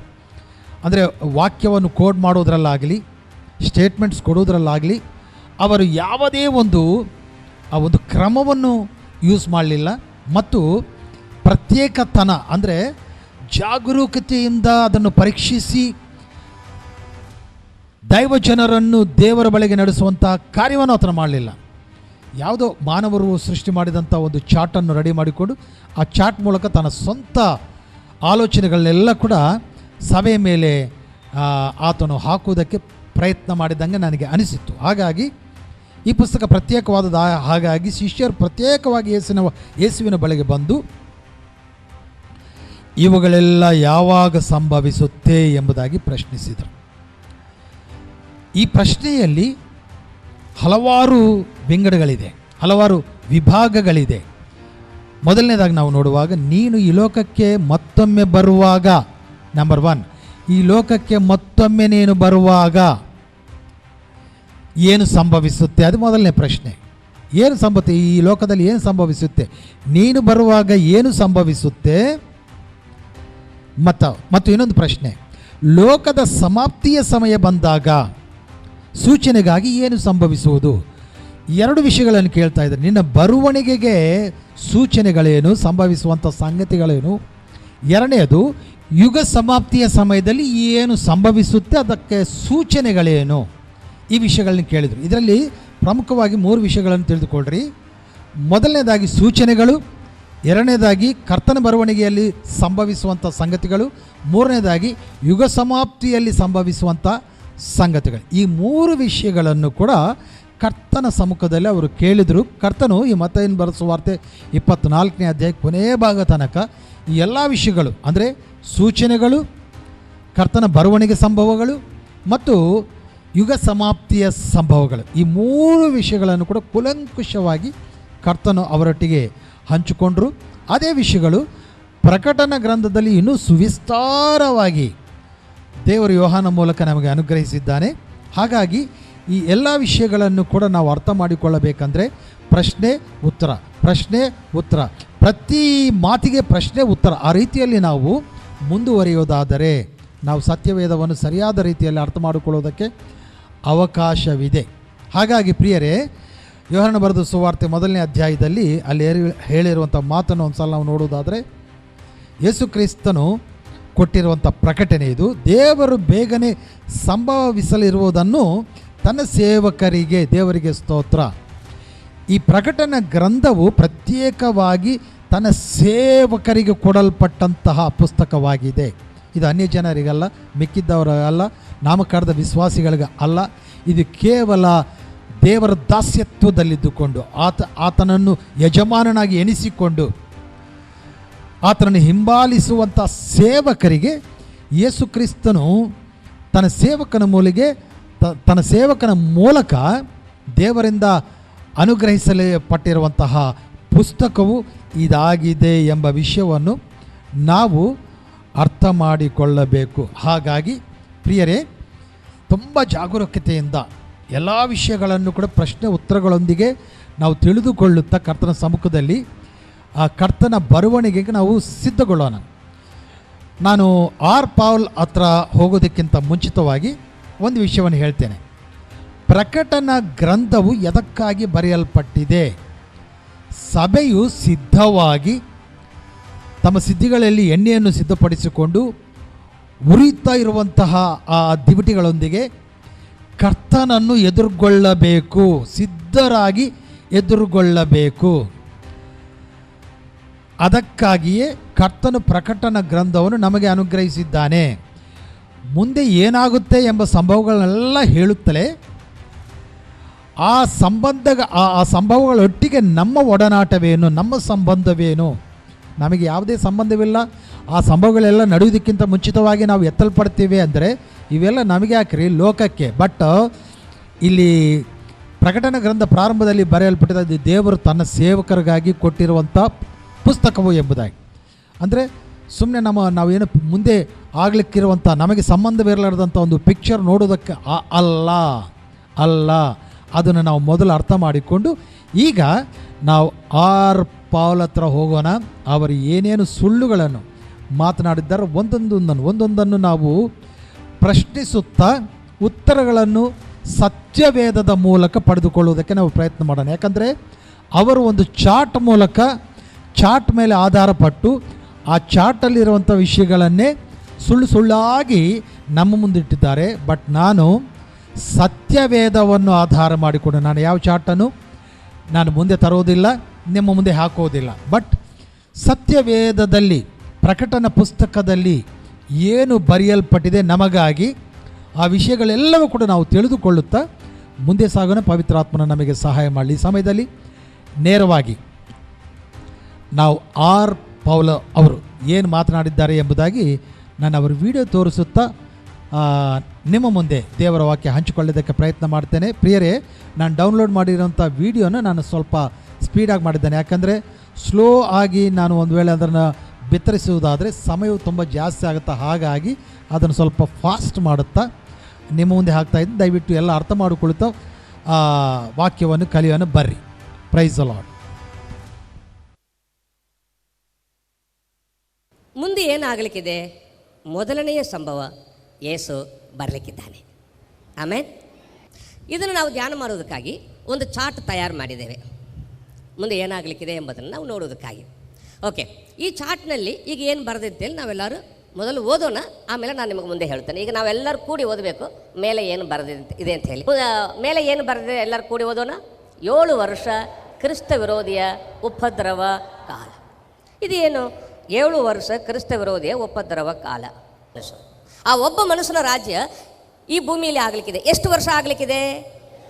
ಓಕೆ, ಆ 7 ವರ್ಷ ಕ್ರಿಸ್ತ ವಿರೋಧಿಯ ಉಪದ್ರವ ಕಾಲ ಈ ಭೂಮಿಯಲ್ಲಿ ಯಾವಾಗ ಶುರು ಆಗ್ತದೆ, ಯಾವಾಗ ಮುಗೀತದೆ? ಇಲ್ಲಿ ಏನು ಬರೆದಿದೆ ಎಲ್ಲರೂ ಕೂಡಿ ಓದೋಣ. ಸಭೆಯು ಪರಲೋಕಕ್ಕೆ ಎತ್ತಲ್ಪಟ್ಟ ನಂತರ ಕ್ರಿಸ್ತ ವಿರೋಧಿಯ 7 ವರ್ಷ ಕಾಲ ಭೂಮಿಯಲ್ಲಿ ಶುರು ಆಗ್ತದೆ. ಓಕೆ, ಇಲ್ಲಿವರೆಗೆ ನಾವು ಇವರ ಮಾತುಗಳನ್ನು ಕೇಳಿದ್ದೀವಲ್ಲ. ಅವರು ಪ್ರಾರಂಭ ಮಾಡಿದ ಕೂಡಲೇ ಹೇಳಿರುವಂಥ ವಿಷಯವೇನೆಂದರೆ ಕ್ರಿಸ್ತ ವಿರೋಧಿಯ ಕಾಲ 7 ವರ್ಷ ಎಂಬುದಾಗಿ ಪ್ರಾರಂಭವನ್ನೇ ಅದನ್ನು ಡಿಕ್ಲೇರ್ ಮಾಡಿಬಿಟ್ರು. ಅದು ಯಾವಾಗ ಪ್ರಾರಂಭವಾಗುತ್ತಂದರೆ ಸಭೆಯು ಎತ್ತಲ್ಪಟ್ಟ ಮೇಲೆ, ಒಂದು ಚಾರ್ಟನ್ನು ತೋರಿಸಿದ್ರೆ ನಮಗೆ, ಸಭೆಯು ಎತ್ತಲ್ಪಟ್ಟ ಮೇಲೆ ಅಥವಾ ಕ್ರಿಸ್ತನು ಬರುವಾಗ, ಕ್ರಿಸ್ತನ ಮಧ್ಯಾಕಾಶಕ್ಕೆ ಬರುವಾಗ ಸಭೆಯು ಎತ್ತಲ್ಪಟ್ಟ ಮೇಲೆ ಇಲ್ಲಿ ಒಬ್ಬ ಮನುಷ್ಯನ ಒಂದು ಪರಿಪಾಲನೆ ಕಾಲ ಅಥವಾ ಅವಧಿ ಅದು 7 ವರ್ಷ ಎಂಬುದಾಗಿ ಡೈರೆಕ್ಟ್ ಡಿಕ್ಲೇರ್ ಮಾಡಿದರು. ಮೊದಲನೇ ನನ್ನ ಪ್ರಶ್ನೆ, ಇದು ಇವಾಗ ನಾನು ತೋರ್ಸೋಕ್ಕಾಗೋದಿಲ್ಲ, ಯಾಕಂದರೆ ಅದನ್ನು ನಾನು ನೋಟ್ ಮಾಡಿದ್ದಿಲ್ಲ ಸಮಯವು. ಅವರು ಒಂದು ಕಡೆ ಅಂದರೆ ಇದೇ ಮೆಸೇಜಲ್ಲಿ ನಾನು ಬೇಕಾದರೆ ಡಿಸ್ಕ್ರಿಪ್ಷನ್ನಲ್ಲಿ ಇವರ ಮೆಸೇಜನ್ನು ಲಿಂಕನ್ನು ಹಾಕಿರ್ತೇನೆ, ನೀವು ಕಂಪ್ಲೀಟಾಗಿ ನೋಡ್ಬೋದು. ಅದರಲ್ಲಿ ಒಂದು ಕಡೆ ಇವರು ಈ ರೀತಿ ಹೇಳಿದರು, ನಾನು ಪ್ರಕಟಣಾ ಗ್ರಂಥದಲ್ಲಿ ಒಂದು ತೆಗೆಯೋದಿಲ್ಲ, ಒಂದು ಹಾಕೋದಿಲ್ಲ. ಯಾಕಂದರೆ ಪ್ರಕಟಣಾ ಗ್ರಂಥ ಕೊನೆ ಪುಸ್ತಕದಲ್ಲಿ ನಾವು ಒಂದು ವೇಳೆ ತೆಗೆದರೂ ಹಾಕಿದರೂ ಅಂದರೆ ಸೇರಿಸಿದರು ಅಥವಾ ಅದರಲ್ಲಿರುವಂಥ ವಿಷಯಗಳನ್ನು ನಾವು ತೆಗೆದು ಹಾಕಿದರು ನಮ್ಮ ಮೇಲೆ ದೇವರ ಕೋಪ ಬರುತ್ತೆ, ಇದರಲ್ಲಿರುವ ಎಲ್ಲ ಶಾಪಗಳು ನಮ್ಮ ಮೇಲೆ ಬರುತ್ತೆ, ಪರಲೋಕ ರಾಜ್ಯದಲ್ಲಿ ಸ್ಥಾನವು ನಾವು ಕಳೆದುಕೊಂಡ್ಬಿಡ್ತೇವೆ ಎಂಬುದಾಗಿ ಸತ್ಯವೇದದಲ್ಲಿ ಬರೆಯಲ್ಪಟ್ಟಿದೆ. ಹಾಗಾಗಿ ನಾನು ಯಾವುದೂ ಹಾಕೋದಿಲ್ಲ, ತೆಗೆಯೋದಿಲ್ಲ ಎಂಬುದಾಗಿ ಒಂದು ಕಡೆ ಇವರು ಮಾತನಾಡಿದರು. Right, very good, I appreciation. But ಮಾತು ಮೇಲೆ ಅವರು ನಿಂತುಕೊಂಡಿಲ್ಲ. ಯಾಕಂದರೆ ಪ್ರಾರಂಭದಲ್ಲೇ ವಾಕ್ಯವು ಇಲ್ಲದೆ ಡೈರೆಕ್ಟ್ ಸ್ಟೇಟ್ಮೆಂಟ್ ಕೊಟ್ಟಿದ್ದಾರೆ. ಏನಂದರೆ ಕೊನೆಯದಾಗಿ ಬರುವಂತಹ ಆ ಸುಳ್ಳು ಕ್ರಿಸ್ತನು ಅಥವಾ ಕ್ರಿಸ್ತ ವಿರೋಧಿ ಇವನು ಒಂದು ಪಾಲನೆ ಅವಧಿ 7 ವರ್ಷ ಎಂಬುದಾಗಿ ಹೇಳಿದರು. ಫಸ್ಟಲ್ಲೇ ಒಂದು ಗನ್ಶಾಟ್ ಆಗ್ತಾಯಿದ್ದೀನಿ ನಾನು. ಈ ವಾಕ್ಯವು ಎಲ್ಲಿದೆ? ಇಲ್ಲೇ ಸೋತು ಬಿಡ್ತಾರೆ ಇವರು, ಇನ್ನು ಮುಂದೆ ಹೋಗೋ ಅವಶ್ಯಕತೆ ಇಲ್ಲ. ಈ ವಾಕ್ಯವು ಎಲ್ಲಿದೆ? ಅವನ ಕಾಲವು 7 ವರ್ಷ ಎಂಬುದಾಗಿ ಎಲ್ಲಿ ಇದೆ? ಇವನ ಕಾಲ ಪ್ರಾರಂಭಕ್ಕೆ ಸಭೆಯು ಎತ್ತಲ್ಪಡುತ್ತೆ, ಇವನ ಕಾಲ ಅಂತ್ಯಕ್ಕೆ ಯೇಸು ಕ್ರಿಸ್ತನು ತಿರುಗಿ ತನ್ನ ಪರಿಶುದ್ಧರೊಟ್ಟಿಗೆ ಮತ್ತು ಕೋಟ್ಯಾಂತರ ದೇವದೂತಗಳೊಟ್ಟಿಗೆ ಈ ಭೂಲೋಕದಲ್ಲಿ ಮತ್ತೆ ತಿರುಗಿ ಬರ್ತಾನೆ. ಅಥವಾ 1000 ವರ್ಷಗಳು ಈ ಭೂಲೋಕವನ್ನು ಆಳುವುದಕ್ಕಾಗಿ. ಓಕೆ, ಬಟ್ ಇದು ಪ್ರಾರಂಭ, ಅದು ಕೊನೆ. ಈ ನಡುವೆ ಇರುವಂಥ ಸಮಯದಲ್ಲಿ ಕ್ರಿಸ್ತ ವಿರೋಧಿ ಸಂಪೂರ್ಣವಾಗಿ ಪಾಲನೆ ಮಾಡ್ತಾನೆ ಎಂಬುದಾಗಿ ಡೈರೆಕ್ಟ್ ಸ್ಟೇಟ್ಮೆಂಟ್ ಕೊಟ್ಟಿದ್ದಾನೆ. ನೀವೆಲ್ಲರೂ ಕೇಳಿಸ್ಕೊಂಡಿದ್ದೀರಿ. ನಾನು ಹೇಳ್ತೇನೆ, ಇದರ ವಾಕ್ಯಾಧಾರವು ಏನು? ಇದು ಹೇಳಿಬಿಟ್ರೆ ಅವ್ರು ಗೆದ್ದಂಗೆ. ಪ್ರಿಯರೇ, ಮೇ ಬಿ ಅಂದರೆ ಇವರು ಹೇಳಲಿಲ್ಲ, ನಾನು ಅನ್ಕೊತೇನೆ ನಿಜವಾಗ್ಲೂ ಯಾವ ಸೇವಕರು ಪ್ರಕಟಣೆ ಗ್ರಂಥವಾಗಲಿ ಇನ್ನೊಂದಾಗಲಿ ಮಾತನಾಡಿದ್ರು ಕೂಡ ವಾಕ್ಯವಿಲ್ಲದೆ ಮಾತನಾಡಬಾರದು. ಸತ್ಯವೇದದಲ್ಲಿ ಕೀರ್ತನ ಪುಸ್ತಕದಲ್ಲಿ ಒಂದು ಮಾತಿದೆ, ನಿನ್ನ ವಾಕ್ಯ ಸಾರಾಂಶವೇ ಸತ್ಯವು ಎಂಬುದಾಗಿ. ಅಂದರೆ ವಾಕ್ಯವು ಸತ್ಯವಾಗುವುದಿಲ್ಲ, ಸಾರಾಂಶವು ಸತ್ಯವಾಗುತ್ತೆ. ಕೆಲವೊಂದು ಸಲ ನಾವು ವಾಕ್ಯವನ್ನು ಹೇಳಿ ಸಂದರ್ಭ ಅದರಲ್ಲಿ ಇಲ್ಲದಿದ್ದರೂ ಕೂಡ ಸಾರಾಂಶ ಒಂದು ವೇಳೆ ಅಲ್ಲಿರುವುದಾದರೆ ಸಾರಾಂಶವನ್ನು ಹೇಳಿ ಆ ವಾಕ್ಯವನ್ನು ಆಧಾರ ಮಾಡಿಕೊಂಡು ಸತ್ಯವನ್ನು ಹೇಳ್ಬೋದು. ಬಟ್ ಇವರು ಮಾತನಾಡುವಾಗ ವಾಕ್ಯವೂ ಇಲ್ಲ, ನಂಬರ್ 1. ನಂಬರ್ 2, ಸಾರಾಂಶವೂ ಕೂಡ ಇಲ್ಲ. ನಾನು ಅಂದುಕೊಳ್ಳುತ್ತೇನೆ ಇವರು ಮೇ ಬಿ ಒಂದು ವಚನವನ್ನು ಆಧಾರ ಮಾಡಿಕೊಂಡು ಅವನ ಕಾಲವು 7 ವರ್ಷ ಎಂಬುದಾಗಿ ಡೈರೆಕ್ಟ್ ಸ್ಟೇಟ್ಮೆಂಟ್ ಕೊಟ್ಟಿದ್ದಾರೆ. ಸುಳ್ಳಾದ ಸ್ಟೇಟ್ಮೆಂಟ್. ಅವನ ಕಾಲವು 7 ವರ್ಷವೂ ಅಲ್ಲ. ನಾನು ಹೇಳ್ತೇನೆ, ದಾನಿಯೇಲ ಪುಸ್ತಕವು 9ನೇ ಅಧ್ಯಾಯ 27ನೇ ವಚನ. ದಯವಿಟ್ಟು ನಾನು ಸ್ಕ್ರೀನ್ ಮೇಲೆ ಕೂಡ ಹಾಕ್ತೇನೆ, ನೀವು ಮೊದಲು ಅದನ್ನು ನೋಡಿರಿ, ಆಮೇಲೆ ನೀವು ಬೈಬಲ್ ಗ್ರಂಥವನ್ನು ಕೂಡ ಓದಬೇಕೆಂಬುದಾಗಿ ನಾನು ಮನವಿ ಮಾಡ್ತೇನೆ. ದಾನಿಯೇಲ ಪುಸ್ತಕವು 9ನೇ ಅಧ್ಯಾಯ 27ನೇ ವಚನ. ಆಗ ಭವಿಷ್ಯತ್ತಿನ ನಾಯಕನು ಅಥವಾ ಕ್ರಿಸ್ತ ವಿರೋಧಿಯು ಬಹುಜನರೊಂದಿಗೆ ಒಂದು ಒಪ್ಪಂದವನ್ನು ಮಾಡಿಕೊಳ್ಳುತ್ತಾನೆ. ಯಾರು ಆ ಬಹುಜನ, ಏನು ಎತ್ತ ಎಂಬುದು ನಾವು ಮುಂದೆ ಕಲಿಯೋಣ. ಪ್ರಿಯರೇ, ಈ ಸಮಯದಲ್ಲಿ ನಾವು ಸಬ್ಜೆಕ್ಟಲ್ಲಿ ಮುಂದಕ್ಕೆ ಹೋಗೋಣ. ಹಾಗಾಗಿ ಬಹುಜನರೊಟ್ಟಿಗೆ ಒಂದು ಒಪ್ಪಂದವನ್ನು ಆ ದಿನಮಾನಗಳಲ್ಲಿ ಅವನು ಮಾಡಿಕೊಳ್ಳುತ್ತಾನೆ. ಆ ಒಪ್ಪಂದ 1 ವಾರದವರೆಗೆ ಮುಂದುವರಿಯುವುದು. ಆ ಒಪ್ಪಂದ 1 ವಾರದವರೆಗೆ ತೆಲುಗುದಲ್ಲಿ ನಾವು ನೋಡುವಾಗ ಅಲ್ಲಿ ಈ ರೀತಿ ಬರೆಯಲ್ಪಟ್ಟಿದೆ. ಮುಂದುವರಿಯುವುದು ಅಂತ ಕನ್ನಡದಲ್ಲಿದೆ, ಬಟ್ ತೆಲುಗುದಲ್ಲಿ అతడు ఒక వారము వరకు అనేకులకు నిబంధనను స్థిరపరచును.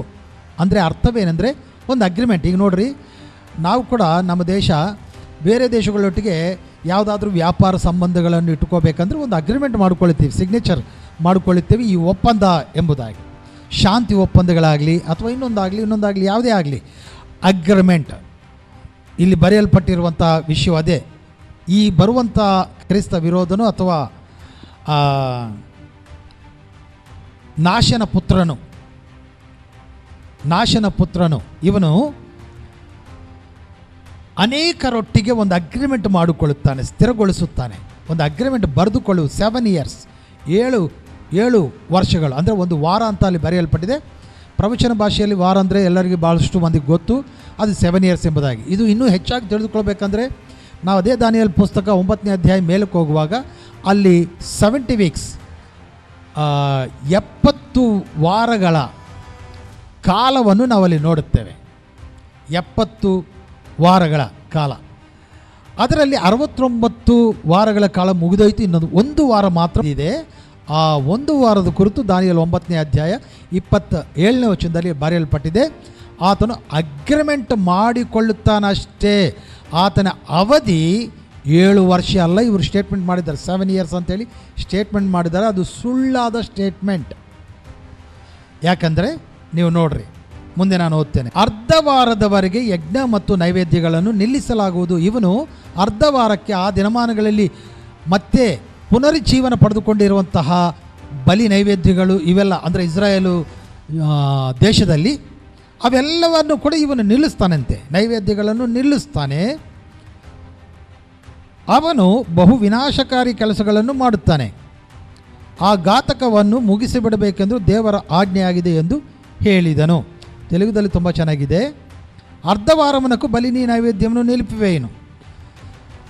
వానికి నిర్ణయించిన కాలం ముగించే వరకు ఇలాగ జరుగును. ಅಂದರೆ 3.5 years ಮಾತ್ರ ಈತನು ತನ್ನ ಪಾಲನೆಯನ್ನು ಮುಂದುವರಿಸುವವನಾಗಿ ಇರ್ತಾನೆ. ಓನ್ಲಿ 3.5 years ಮಾತ್ರ 3.5 ವರ್ಷಗಳ ಕಾಲ ಮಾತ್ರ ಈತನು ತನ್ನ ಅವಧಿಯನ್ನು ಮುಂದುವರಿಸ್ತಾನೆ. ನಾಟ್ 7 years, 7 ವರ್ಷಗಳು ಈತನು ಇಡೀ ಪ್ರಪಂಚವನ್ನು ಆಳುವುದಿಲ್ಲ, ಇಸ್ರಾಯೇಲ್ ಜನರನ್ನು ಕೂಡ ಆಳುವುದಿಲ್ಲ. Only agreement ಮಾಡಿಕೊಳ್ಳುತ್ತಾನೆ. 3.5 yearsವರೆಗೆ ಎಲ್ಲ ಪ್ರಪಂಚವನ್ನು ಇನ್ಕ್ಲೂಡಿಂಗ್ ಇಸ್ರಾಯೇಲ್ ದೇಶವನ್ನು ಆಳ್ವಿಕೆ ಮಾಡ್ತಾನೆ. ಅದಾದ ನಂತರ ಆತನ ಒಂದು ಸಾಮಾನ್ಯ ರಾಜನಾಗಿ ಉಳಿದು ಬಿಡುತ್ತಾನೆ. ಹೇಗೆ ಹೇಳ್ತೀರಿ ಎಂಬುದಾಗಿ ನಾನು ಕೇಳ್ತೀರೇನೋ. ನಾನು ಕತೆ ಹೇಳ್ತಾ ಇಲ್ಲ. ಆರ್ ಪೌಲ್ ಅವರ ಹಾಗೆ ನಾನು ಕತೆ ಹೇಳ್ತಾ ಇಲ್ಲ. ನಾನು ಯಾವುದೇ ಒಂದು ಸಿದ್ಧಾಂತವನ್ನು ಸ್ಥಿರಗೊಳಿಸುವುದಕ್ಕಾಗಿ ಖಂಡಿತವಾಗಿ 2 ವಾಕ್ಯಗಳನ್ನು ನಾನು ಆಧಾರ ಮಾಡಿಕೊಳ್ತೇನೆ. ಈಗ ಮೊದಲನೇದಾಗಿ ಹೇಳಿದ್ದೇನೆ, ದಿಸ್ ಈಸ್ ಓನ್ಲಿ ಅಗ್ರಿಮೆಂಟ್. 7 ವರ್ಷಗಳ ಕಾಲ ಅಗ್ರಿಮೆಂಟ್ ಮಾಡ್ತಾನೆ ಬಿಟ್ಟು ಅರ್ಧ ವಾರಕ್ಕೆ ಅಂದರೆ 3.5 yearsಗೆ ಆತನ ಅವಧಿ ಮುಗಿದೋಗುತ್ತೆ. ಈಗ ಬರ್ರಿ, ಪ್ರಕಟಣೆ ಗ್ರಂಥವು 13ನೇ ಅಧ್ಯಾಯ. ಪ್ರಕಟಣೆ ಗ್ರಂಥವು 13ನೇ ಅಧ್ಯಾಯ 5ನೇ ವಚನ. ಆ ಮೃಗಕ್ಕೆ ಅಂದರೆ ಈ ಕ್ರಿಸ್ತ ವಿರೋಧಿ ಅಂತ ಹೇಳುವಂಥ ಆ ಕ್ರಿಸ್ತ ವಿರೋಧಿ ಎಂಬುದಾಗಿ ಹೇಳಿದ್ರಲ್ಲ, ಆ ಕ್ರಿಸ್ತ ವಿರೋಧಿಯೇ ಈ ಮೃಗ ಅಂದರೆ ಮೃಗದ ಹಾಗೆ ಇರುವಂತಹ, ಮೃಗದ ಲಕ್ಷಣಗಳಿಂದ ಇರುವಂತಹ, ಕೊನೆಯದಾಗಿ ಬರುವಂಥ ನಾನೇ ಕ್ರಿಸ್ತನು ಎಂಬುದಾಗಿ ಹೇಳಿಕೊಂಡು ಪ್ರಪಂಚವನ್ನು ಮೋಸ ಮಾಡುವಂಥ ಈ ಭಯಂಕರವಾದ ನಾಶನ ಪಾತ್ರನಾದ ಸೈತಾನ ಪುತ್ರನು ತನ್ನ ಬಡಾಯಿ ಮಾತುಗಳನ್ನು, ದೂಷಣೆ ಮಾತುಗಳನ್ನು ಆಡಲು ಅವಕಾಶ ನೀಡಲಾಯಿತು. ಅವನಿಗೆ ದೇವರ ಅವಕಾಶ ಕೊಟ್ಟಿದ್ದಾನೆ, ಅವಕಾಶ ನೀಡಲಾಯಿತು. ಆ ಮೃಗಕ್ಕೆ ಅದರ ಶಕ್ತಿಯನ್ನು 42 ತಿಂಗಳ ಕಾಲ ಬಳಸಲು ಅವಕಾಶ ನೀಡಲಾಯಿತು. ತೆಲುಗುದಲ್ಲಿ ನಾನು ಓದ್ತೇನೆ. మరియు 42 నెలలు తన కార్యము జరుపనధికారము దానికి ఏర్పాటాయను. ఫుట్నోట్ನಲ್ಲಿ ನೋಡುವಾಗ 42 నెలలు ఉండుటకు దానికి అధికారం ఇవ్వబడెను. ಅದರ ಕಾಲ ವ್ಯವಧಿ 42 months, 42 ತಿಂಗಳುಗಳು ಮಾತ್ರ. ನಾಟ್ 7 years, 7 ವರ್ಷಗಳ ಕಾಲ ಅವಧಿ ಅವನದಲ್ಲ. ಈಗ ಇವರು ಹೇಳಿದರು ಅವನ ಕಾಲ ಅವಧಿ 7 years ಎಂಬುದಾಗಿ, 7 ವರ್ಷದ ಕಾಲ ಕ್ರಿಸ್ತ ವಿರೋಧಿಯ ಕಾಲ ಎಂಬುದಾಗಿ. ಅದಕ್ಕೆ ಪ್ರಾರಂಭ ಹೇಳಿದರು, ಕೊನೆ ಹೇಳಿದರು. ಪ್ರಾರಂಭ ಕ್ರಿಸ್ತನ ರಹಸ್ಯ ಬರವಣಿಗೆ, ಕೊನೆ ಕ್ರಿಸ್ತನ ಮಹಿಮೆ ಸ್ವರೂಪದಲ್ಲಿ ಬರುವಂತಹ ಆ ಒಂದು ಸಮಯ. ಈ 2 ಕಾರ್ಯಗಳಿಗೆ ನಡುವೆ ಇರುವಂತಹ ಸಮಯವೆಲ್ಲವೂ ಕೂಡ ಈ ಕ್ರಿಸ್ತ ವಿರೋಧದಿದು ಅಥವಾ ಸುಳ್ಳು ಕ್ರಿಸ್ತನದು ಎಂಬುದಾಗಿ, ನಾನೇ ಕ್ರಿಸ್ತನ ಎಂಬುದಾಗಿ ಬರ್ತಾನೆ. ಅದಕ್ಕಾಗಿ ಆತನಿಗೆ ಸುಳ್ಳು ಕ್ರಿಸ್ತನ ಎಂಬುದಾಗಿ ಹೆಸರಿಟ್ಟೆವು. ಅವನು ಕ್ರಿಸ್ತನಲ್ಲ, ನಾನೇ ಕ್ರಿಸ್ತನ ಎಂಬುದಾಗಿ ಬರ್ತಾನೆ. ನಾನೇ ದೇವರು ಎಂಬುದಾಗಿ ಬರ್ತಾನೆ. ನಾನೇ ದೇವರು ಎಂಬುದಾಗಿ ಆಲಯದಲ್ಲಿ ಕುಂತು ನನ್ನನ್ನು ಪೂಜೆ ಮಾಡಿರಿ ಎಂಬುದಾಗಿ ಹೇಳ್ತಾನೆ. ಹಾಗಾಗಿ ಅವನ ಕಾಲವು 7 years ಅಲ್ಲ, ವಾಕ್ಯದಲ್ಲಿ ಕ್ಲಿಯರಾಗಿ ಬರೆಯಲ್ಪಟ್ಟಿದೆ. 42 months ಅಂದರೆ 42 months ಅಂದರೆ 3.5 years. ಏನು ಅಲ್ಲಿ ದಾನಿಯೇಲ್ ಪುಸ್ತಕದಲ್ಲಿ ಬರೆಯಲ್ಪಟ್ಟಿದೇನೋ ಅರ್ಧ ವಾರಕ್ಕೆ ಆತನ ಕಾರ್ಯವು ಕತೆ ಮುಗಿದೋಗುತ್ತೆ ಎಂಬುದಾಗಿ ಅದೇ ವಿಷಯವನ್ನು ಈ ಪ್ರಕಟಣೆ ಗ್ರಂಥ 13ನೇ ಅಧ್ಯಾಯದಲ್ಲಿ ಕೂಡ ಅಲ್ಲಿ ಬರೆಯಲ್ಪಟ್ಟಿದೆ. ಅಷ್ಟು ಮಾತ್ರವಲ್ಲ, 3ನೇ ಆಧಾರ ಕೂಡ ನಾನು ನಿಮಗೆ ಕೊಡ್ತೇನೆ. 3ನೇ ಆಧಾರ ಇದೆಲ್ಲ ಕೂಡ ನಾನು ವಾಕ್ಯವನ್ನು ಹೇಳ್ತಾ ಇದ್ದೀನಿ. ದಾನಿಯೇಲ್ ಪುಸ್ತಕ 7ನೇ ಅಧ್ಯಾಯ 25ನೇ ವಚನ ನಾವು ನೋಡುವಾಗ ಅಲ್ಲಿ ಹೀಗೆ ಬರೆಯಲ್ಪಟ್ಟಿದೆ. ಆ ಪುರಾತನ ರಾಜನು ಮಹೋನ್ನತನಾದ ದೇವರ ವಿರುದ್ಧ ಮಾತನಾಡುವವನು. ಪ್ರಕಟಣೆ ಗ್ರಂಥ 13ನೇ ಅಧ್ಯಾಯದಲ್ಲಿ ಕೂಡ ಇದೇ ಮಾತು ಬರೆಯಲ್ಪಟ್ಟಿದೆ. ಅವನು ದೇವರಿಗೆ ವಿರುದ್ಧವಾಗಿ ದೂಷಣಕರವಾದ ಮಾತುಗಳನ್ನು ಮಾತನಾಡ್ತಾನೆ ಎಂಬುದಾಗಿ. ಆ ರಾಜನು ದೇವರ ಪರಮ ಭಕ್ತರಿಗೆ ತೊಂದರೆ ಕೊಡುವನು.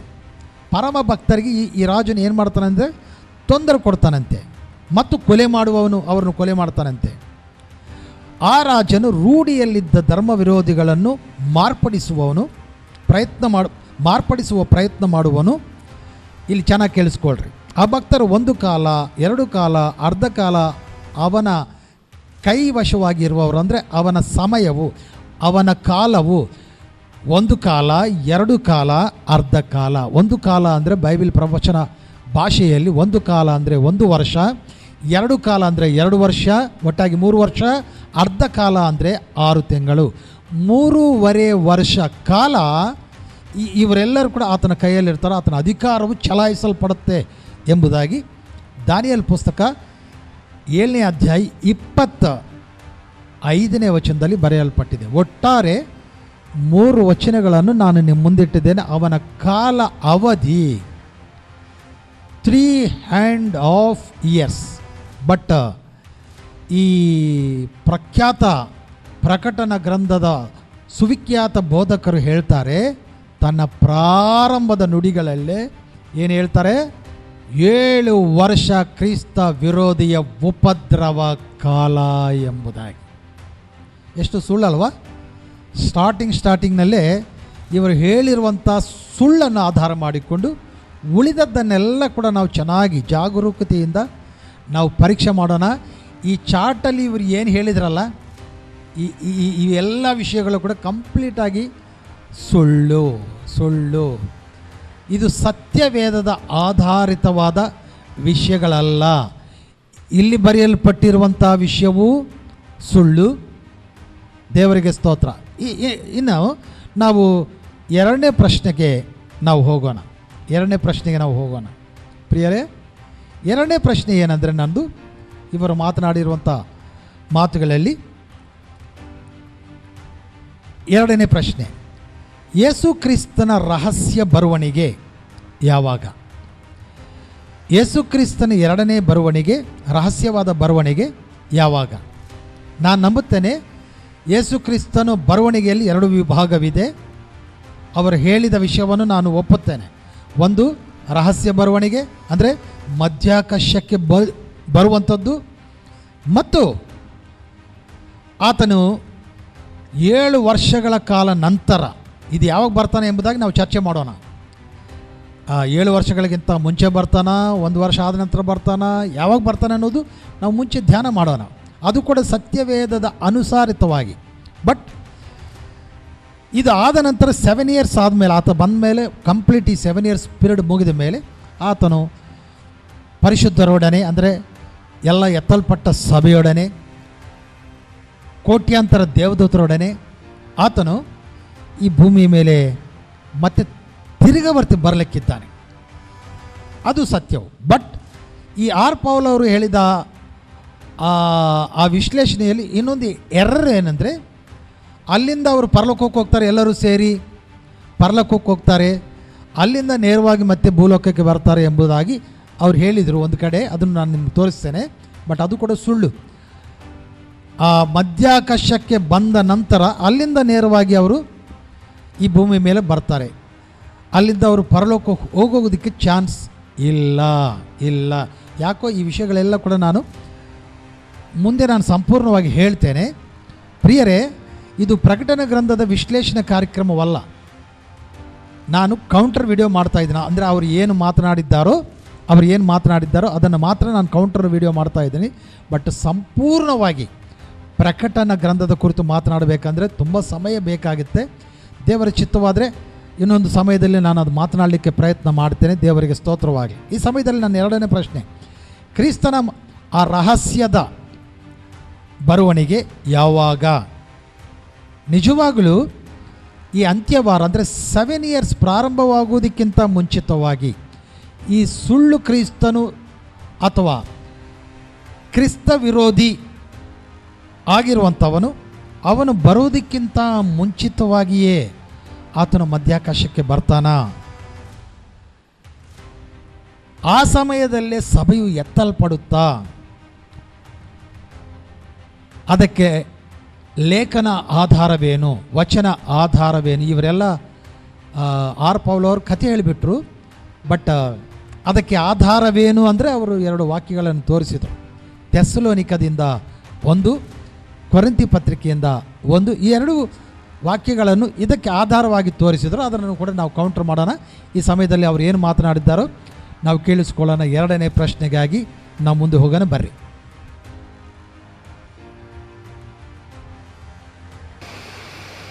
ಸಿಸ್ಟರ್ ಅವರು ಬೈಬಲ್ ಮುಚ್ಚಿಬಿಟ್ಟು ಬೈಬಲ್ ಓದುವುದಕ್ಕಾಗಿ ಇಲ್ಲಿ 2 ಸಿಸ್ಟರ್ಸ್ ಇದ್ದಾರೆ. ಅವರು ಮೈಕ್ನಲ್ಲಿ ಓದುತ್ತಾರೆ. ಅವರು ಓದುವಂಥ ವಾಕ್ಯನೇ ನಿಮ್ಮ ಬೈಬಲ್ನಲ್ಲಿ ಇದೆ, ಹೌದಲ್ಲ? ಅದಕ್ಕೆ ನೀವು ಯಾರು ಬೈಬಲ್ ತೆರಿಬೇಕಂತಲೇ ಅವಶ್ಯ ಇಲ್ಲ. ವಾಕ್ಯ ಬೇಕಾದರೆ ನಿಮ್ಮ ನೋಟ್ಬುಕ್ನಲ್ಲಿ ಬರೆದಿಟ್ಕೊಳ್ಬೇಕು. ಇಲ್ಲಿ ನೋಡಬೇಕು, ಕೇಳಬೇಕು. ಆಮೇಲೆ ಇಲ್ಲಿ ನೋಡಬೇಕು, ಕೇಳಬೇಕು. ವಾಕ್ಯ ಮಾತ್ರ ನಿಮ್ಮ ನೋಟ್ಬುಕ್ನಲ್ಲಿ ಬರೆದಿಟ್ಕೊಳ್ರಿ. ಬೈಬಲ್ ಓಪನ್ ಮಾಡಬೇಕಂತಲ್ಲ ಅವಶ್ಯ ಇಲ್ಲ. ಹಾಂ ಸಿಸ್ಟರ್ ಓದ್ರಿ. ಕರ್ತನು ತಾನೇ ಇಲ್ಲಿ ಗಮನಿಸ್ರಿ. ಈಗ ಯೇಸು ಸ್ವಾಮಿ ಬಂದ್ರೆ ನಾವು ಹೆಂಗ ಪರಲೋಕ ಹೋಗ್ತಾರೆ ನೋಡೋಣ. ಕರ್ತನು ತಾನೇ ಆಜ್ಞಾಘೋಷದೊಡನೆಯೂ ಪ್ರಧಾನ ದೂತನ ಶಬ್ದದೊಡನೆಯೂ ದೇವರ ತುತ್ತೂರಿ ಧ್ವನಿಯೊಡನೆಯೂ ಆಕಾಶದಿಂದ ಇಳಿದು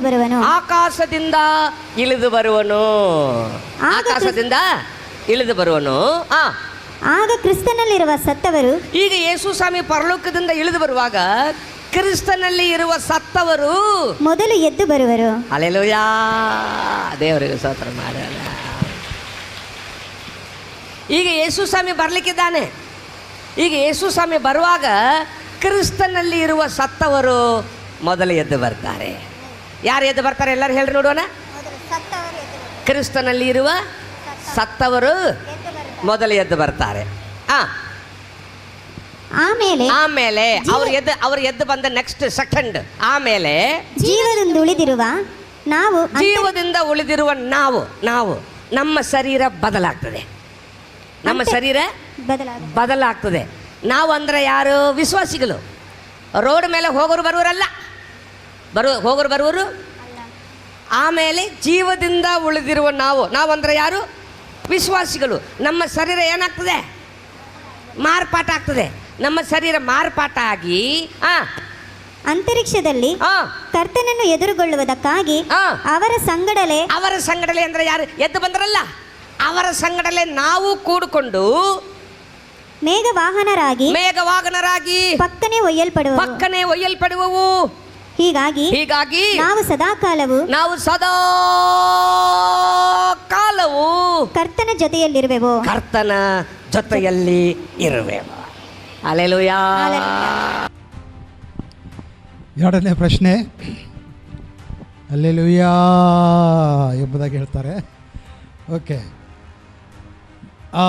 ಕ್ರಿಸ್ತನು ಯಾವಾಗ ಬರ್ತಾನೆ? ಸ್ಟೇಟ್ಮೆಂಟ್ ಏನು? ಈ ಕ್ರಿಸ್ತ ವಿರೋಧಿ ಬರುವುದಕ್ಕಿಂತ ಮುಂಚಿತವಾಗಿ ಬರ್ತಾನೆ. ಯಾವಾಗ ಬರ್ತಾನೆ ಎಂಬುದಾಗಿ ಹೇಳುತ್ತಾ ಮೊದಲನೇದಾಗಿ ಈ ವಾಕ್ಯವನ್ನು ಅವರು ತೆಗೆದುಕೊಂಡರು. ಮೊದಲನೇ ತೆಸಲೋನಿಕ ಪತ್ರಿಕೆ 4ನೇ ಅಧ್ಯಾಯ 16ನೇ ವಚನದಲ್ಲಿ ಯೇಸು ಕ್ರಿಸ್ತನು ಕ್ರಿಸ್ತ ವಿರೋಧಿ ಬರುವುದಕ್ಕಿಂತ ಮುಂಚಿತವಾಗಿಯೇ ಬರ್ತಾನೆ ಎಂಬುದಾಗಿ ಅಲ್ಲಿ ಬರೆಯಲ್ಪಟ್ಟಿದ್ದೇನಾ? ಏನ್ರಿ ಪಾಲವರೇ, ಯೇಸು ಕ್ರಿಸ್ತನು ಯಾವಾಗ ಬರ್ತಾನೆ ಎಂಬ ಪ್ರಶ್ನೆಗೆ ಉತ್ತರವು ಸತ್ಯವೇದ ಒದಾ ಕೊಡುತ್ತಿರುವುದು ಕ್ರಿಸ್ತ ವಿರೋಧಿ ಅಥವಾ ಸುಳ್ಳು ಕ್ರಿಸ್ತನು ಬರೋದಕ್ಕಿಂತ ಮುಂಚಿತವಾಗಿ ಯೇಸು ಕ್ರಿಸ್ತು ಬರ್ತಾನೆ ಎಂಬುದಾಗಿ ಈ ತೆಸಲೋನಿಕ ಪತ್ರಿಕೆ 4ನೇ ಅಧ್ಯಾಯ 16ನೇ ವಚನದಲ್ಲಿ ಬರೆಯಲ್ಪಟ್ಟಿದ್ದೇನೆ. ಏನು ಹೇಳ್ತಾ ಇದ್ದಾರೆ? ಎಲ್ಲ ಸ್ವಂತ ಕವಿತ್ವವನ್ನು ಹೇಳುತ್ತಾ, ಸ್ವಂತ ಮಾತುಗಳನ್ನು ಹೇಳುತ್ತಾ ಸಭೆಯನ್ನು ನಾಶ ಮಾಡ್ತಾ ಇದ್ದೀರಿ. ನಾನು ಹೇಳ್ತಾ ಇದ್ದೀನಿ, ತುಂಬ ತೀವ್ರವಾದ ವಿಷಯ. ನಿಮ್ಮನ್ನು ನೀವು ಸರಿಪಡಿಸಿಕೊಳ್ಳಬೇಕು ಅಥವಾ ನನ್ನೊಟ್ಟಿಗೆ ಚರ್ಚೆಗೆ ಬರಬೇಕು. ನೀವು ಅಲ್ಲಿ ಬರೆಯಲ್ಪಟ್ಟಿರುವಂಥ ವಿಷಯವು ನೋಡ್ರಿ, ನಾನು ಓದ್ತೇನೆ ನಿಮಗಾಗಿ. 16ನೇ ವಚನ, ಪ್ರಭು ತಾನೇ ಪರಲೋಕದಿಂದ ಇಳಿದು ಬರುವನು. ಯಾವಾಗ? ಸುಳ್ಳು ಕ್ರಿಸ್ತನು ಬರೋದಕ್ಕಿಂತ ಮುಂಚಿತವಾಗಿ ಎಂಬುದಾಗಿ ಅಲ್ಲಿದೆ. ನಾನು ನೋಡ್ರಿ, ಆಗ ಪ್ರಧಾನ ದೇವದೂತನು ದೇವರ ತುತ್ತೂರಿ ಧ್ವನಿಯೊಡನೆ ಆಜ್ಞೆ ಘೋಷ ಮಾಡುವವನು. ಕೂಡಲೇ ಕ್ರಿಸ್ತನಲ್ಲಿರುವಂಥ ಸತ್ತವರು ಮೊದಲು ಎದ್ದು ಬರುವರು. ಈ ಕ್ರಿಸ್ತನಲ್ಲಿ ಸತ್ತವರು ಎದ್ದು ಬರುವಂಥದ್ದು ನಾವು, ಅಂದರೆ ಉಳಿದಿರುವಂತಹ ನಾವು ವಿಶ್ವಾಸಿಗಳು ಮಾರ್ಪಾಟಾಗುವುದು. ಅದಕ್ಕೆ ಮುಖ್ಯ ಸೂಚನೆಯಲ್ಲಿ ಈ ಸುಳ್ಳು ಕ್ರಿಸ್ತನು ಬರೋದಕ್ಕಿಂತ ಮುಂಚಿತವಾಗಿ ಅಲ್ಲ, ಪ್ರಧಾನ ದೇವದೂತನು ಒಂದು ತುತ್ತೂರಿಯನ್ನು ಇಟ್ಕೊಂಡು ದೊಡ್ಡ ಶಬ್ದವನ್ನು ಮಾಡ್ತಾನೆ.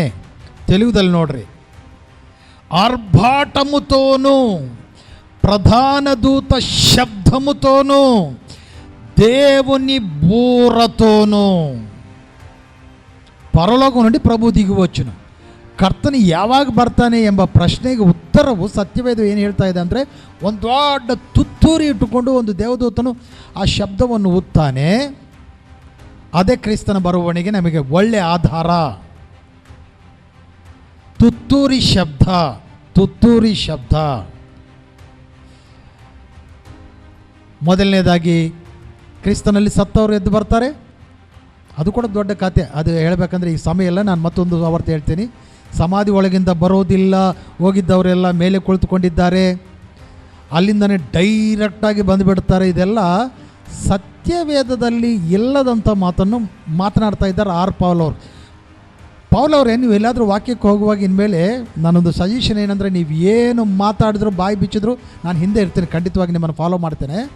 ನೀವು ಏನು ಹೇಳಿದ್ರು ವಾಕ್ಯವನ್ನು ಕೋಡ್ ಮಾಡಿ ಹೇಳ್ರಿ, ಅದರಲ್ಲಿ ಸಂಪೂರ್ಣ ಸತ್ಯವನ್ನು ತೆಗೆದುಕೊಳ್ಳ್ರಿ. ಏನೋ ನಿಮಗೆ ಬೇಕಾಗಿದ್ದನ್ನು ಸತ್ತವರು ಎದ್ದು ಬಂದರು, ನಾವು ಮಾರ್ಪಾಟಾಗಿದ್ದೀವಿ, ಕ್ರಿಸ್ತ ವಿರೋಧ ಬರೋದಕ್ಕಿಂತ ಮುಂಚಿತವಾಗಿ ನಾವು ಹೋಗ್ಬಿಟ್ಟಿವಿ ಎಂಬುದಾಗಿ ಅಲ್ಲಿ ಬರೆಯದೇ ಇರುವಂಥ ವಿಷಯಗಳನ್ನು ಯಾಕೆ ಮಾತನಾಡ್ತೀರಿ? ಅಲ್ಲಿ ಸುಳ್ಳು ಕ್ರಿಸ್ತನ ಬಗ್ಗೆ ಬರೆಯಲ್ಪಟ್ಟೇ ಇಲ್ಲ.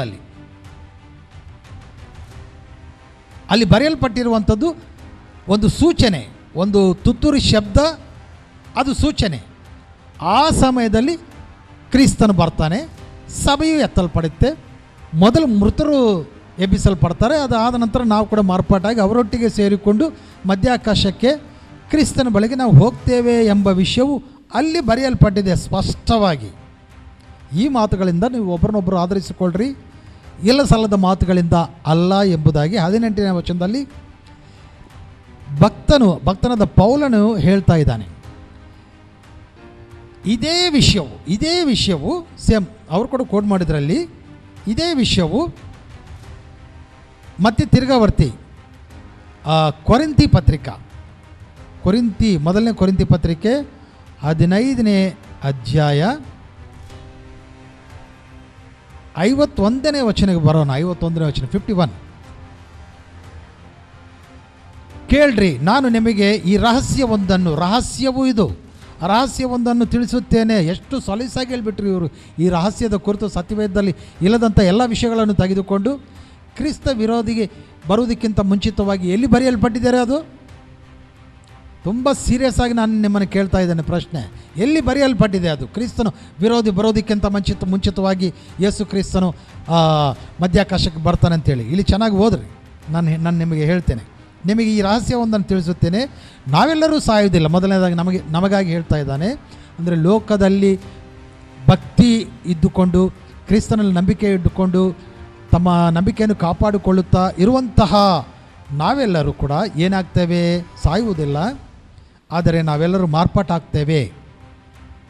ಚೆನ್ನಾಗಿ ಕೇಳಿಸ್ಕೊಳ್ರಿ. 52 ಮೋಸ್ಟ್ ಇಂಪಾರ್ಟೆಂಟ್. 52 ಅಲ್ಲಿ ಬರೆಯಲ್ಪಟ್ಟಿದೆ, ಕಡೆ ತುತ್ತೂರಿಯನ್ನು ಊದಿದಾಗ ಇದು ಸಂಭವಿಸುವಂಥ ಸಮಯವು ಸುಳ್ಳು ಪ್ರವಾದಿ ಬರೋದಕ್ಕಿಂತ ಮುಂಚಿತವಾಗಿ ಅಲ್ಲ. ಮತ್ತೆ ಮತ್ತೆ ಮತ್ತೆ ಮತ್ತೆ ಒತ್ತಿ ನಾನು ಹೇಳ್ತಾ ಇದ್ದೀನಿ, ವಾಕ್ಯದಲ್ಲಿ ಅದೆಲ್ಲ. ವಾಕ್ಯದಲ್ಲಿ ಇರುವಂಥದ್ದು ತುತ್ತೂರಿ ಊದಲ್ಪಡುವುದು. ಆಗ ಸತ್ತು ಹೋಗಿದ್ದ ವಿಶ್ವಾಸಿಗಳು ಸದಾಕಾಲ ಜೀವಿಸುವುದಕ್ಕಾಗಿ ಎಬ್ಬಿಸಲ್ಪಡುವವರು ಮತ್ತು ನಾವು ಮಾರ್ಪಾಟು ಆಗುವವು. 53ನೇ ವಚನ, ಅಳಿದು ಹೋಗುವ ಈ ದೇಹವು ಅಳಿದು ಹೋಗದ್ದನ್ನು ಧರಿಸಿಕೊಳ್ಳುವುದು, ಮರಣಾಧೀನವಾದ ಈ ದೇಹವು ಅಮರತ್ವವನ್ನು ಧರಿಸಿಕೊಳ್ಳುವುದು. 54 ಅಮರತ್ವವನ್ನು ಧರಿಸಿಕೊಂಡಾಗ, ಅಂದರೆ ಅಳಿದು ಹೋಗುವ ಈ ದೇಹ ಅಮರತ್ವವನ್ನು ಧರಿಸಿಕೊಂಡಾಗ ಪವಿತ್ರ ಗ್ರಂಥದ ಈ ಮಾತುಗಳು ನೆರವೇರುತ್ತವೆ. ದೇವರ ನಾಮಕ್ಕೆ ಸ್ತೋತ್ರವಾಗಲಿ. ಇಲ್ಲಿ ಎರಡೂ ಕಡೆ ಬರೆಯಲ್ಪಟ್ಟಿರುವಂಥ ವಿಷಯವೇನೆಂದರೆ, ಕ್ರಿಸ್ತನ ರಹಸ್ಯ ಬರವಣಿಗೆ, ಸತ್ತವರು ಎಬ್ಬಿಸಲ್ಪಡುವಂಥದ್ದು, ಬದುಕಿರುವಂಥ ನಾವು ಮಾರ್ಪಾಟಾಗಿ ಅವರೊಟ್ಟಿಗೆ ಸೇರಿಕೊಂಡು ಕ್ರಿಸ್ತನನ್ನು ಸಂಧಿಸುವಂಥ ವಿಷಯವು ಎದರೊಟ್ಟಿಗೆ ಕರ್ತನು ಮಾತನಾಡ್ತಾ ಇದ್ದಾನೆಂದರೆ ತುತ್ತೂರಿಯೊಟ್ಟಿಗೆ ಮಾತನಾಡ್ತಾ ಇದ್ದಾನೆ.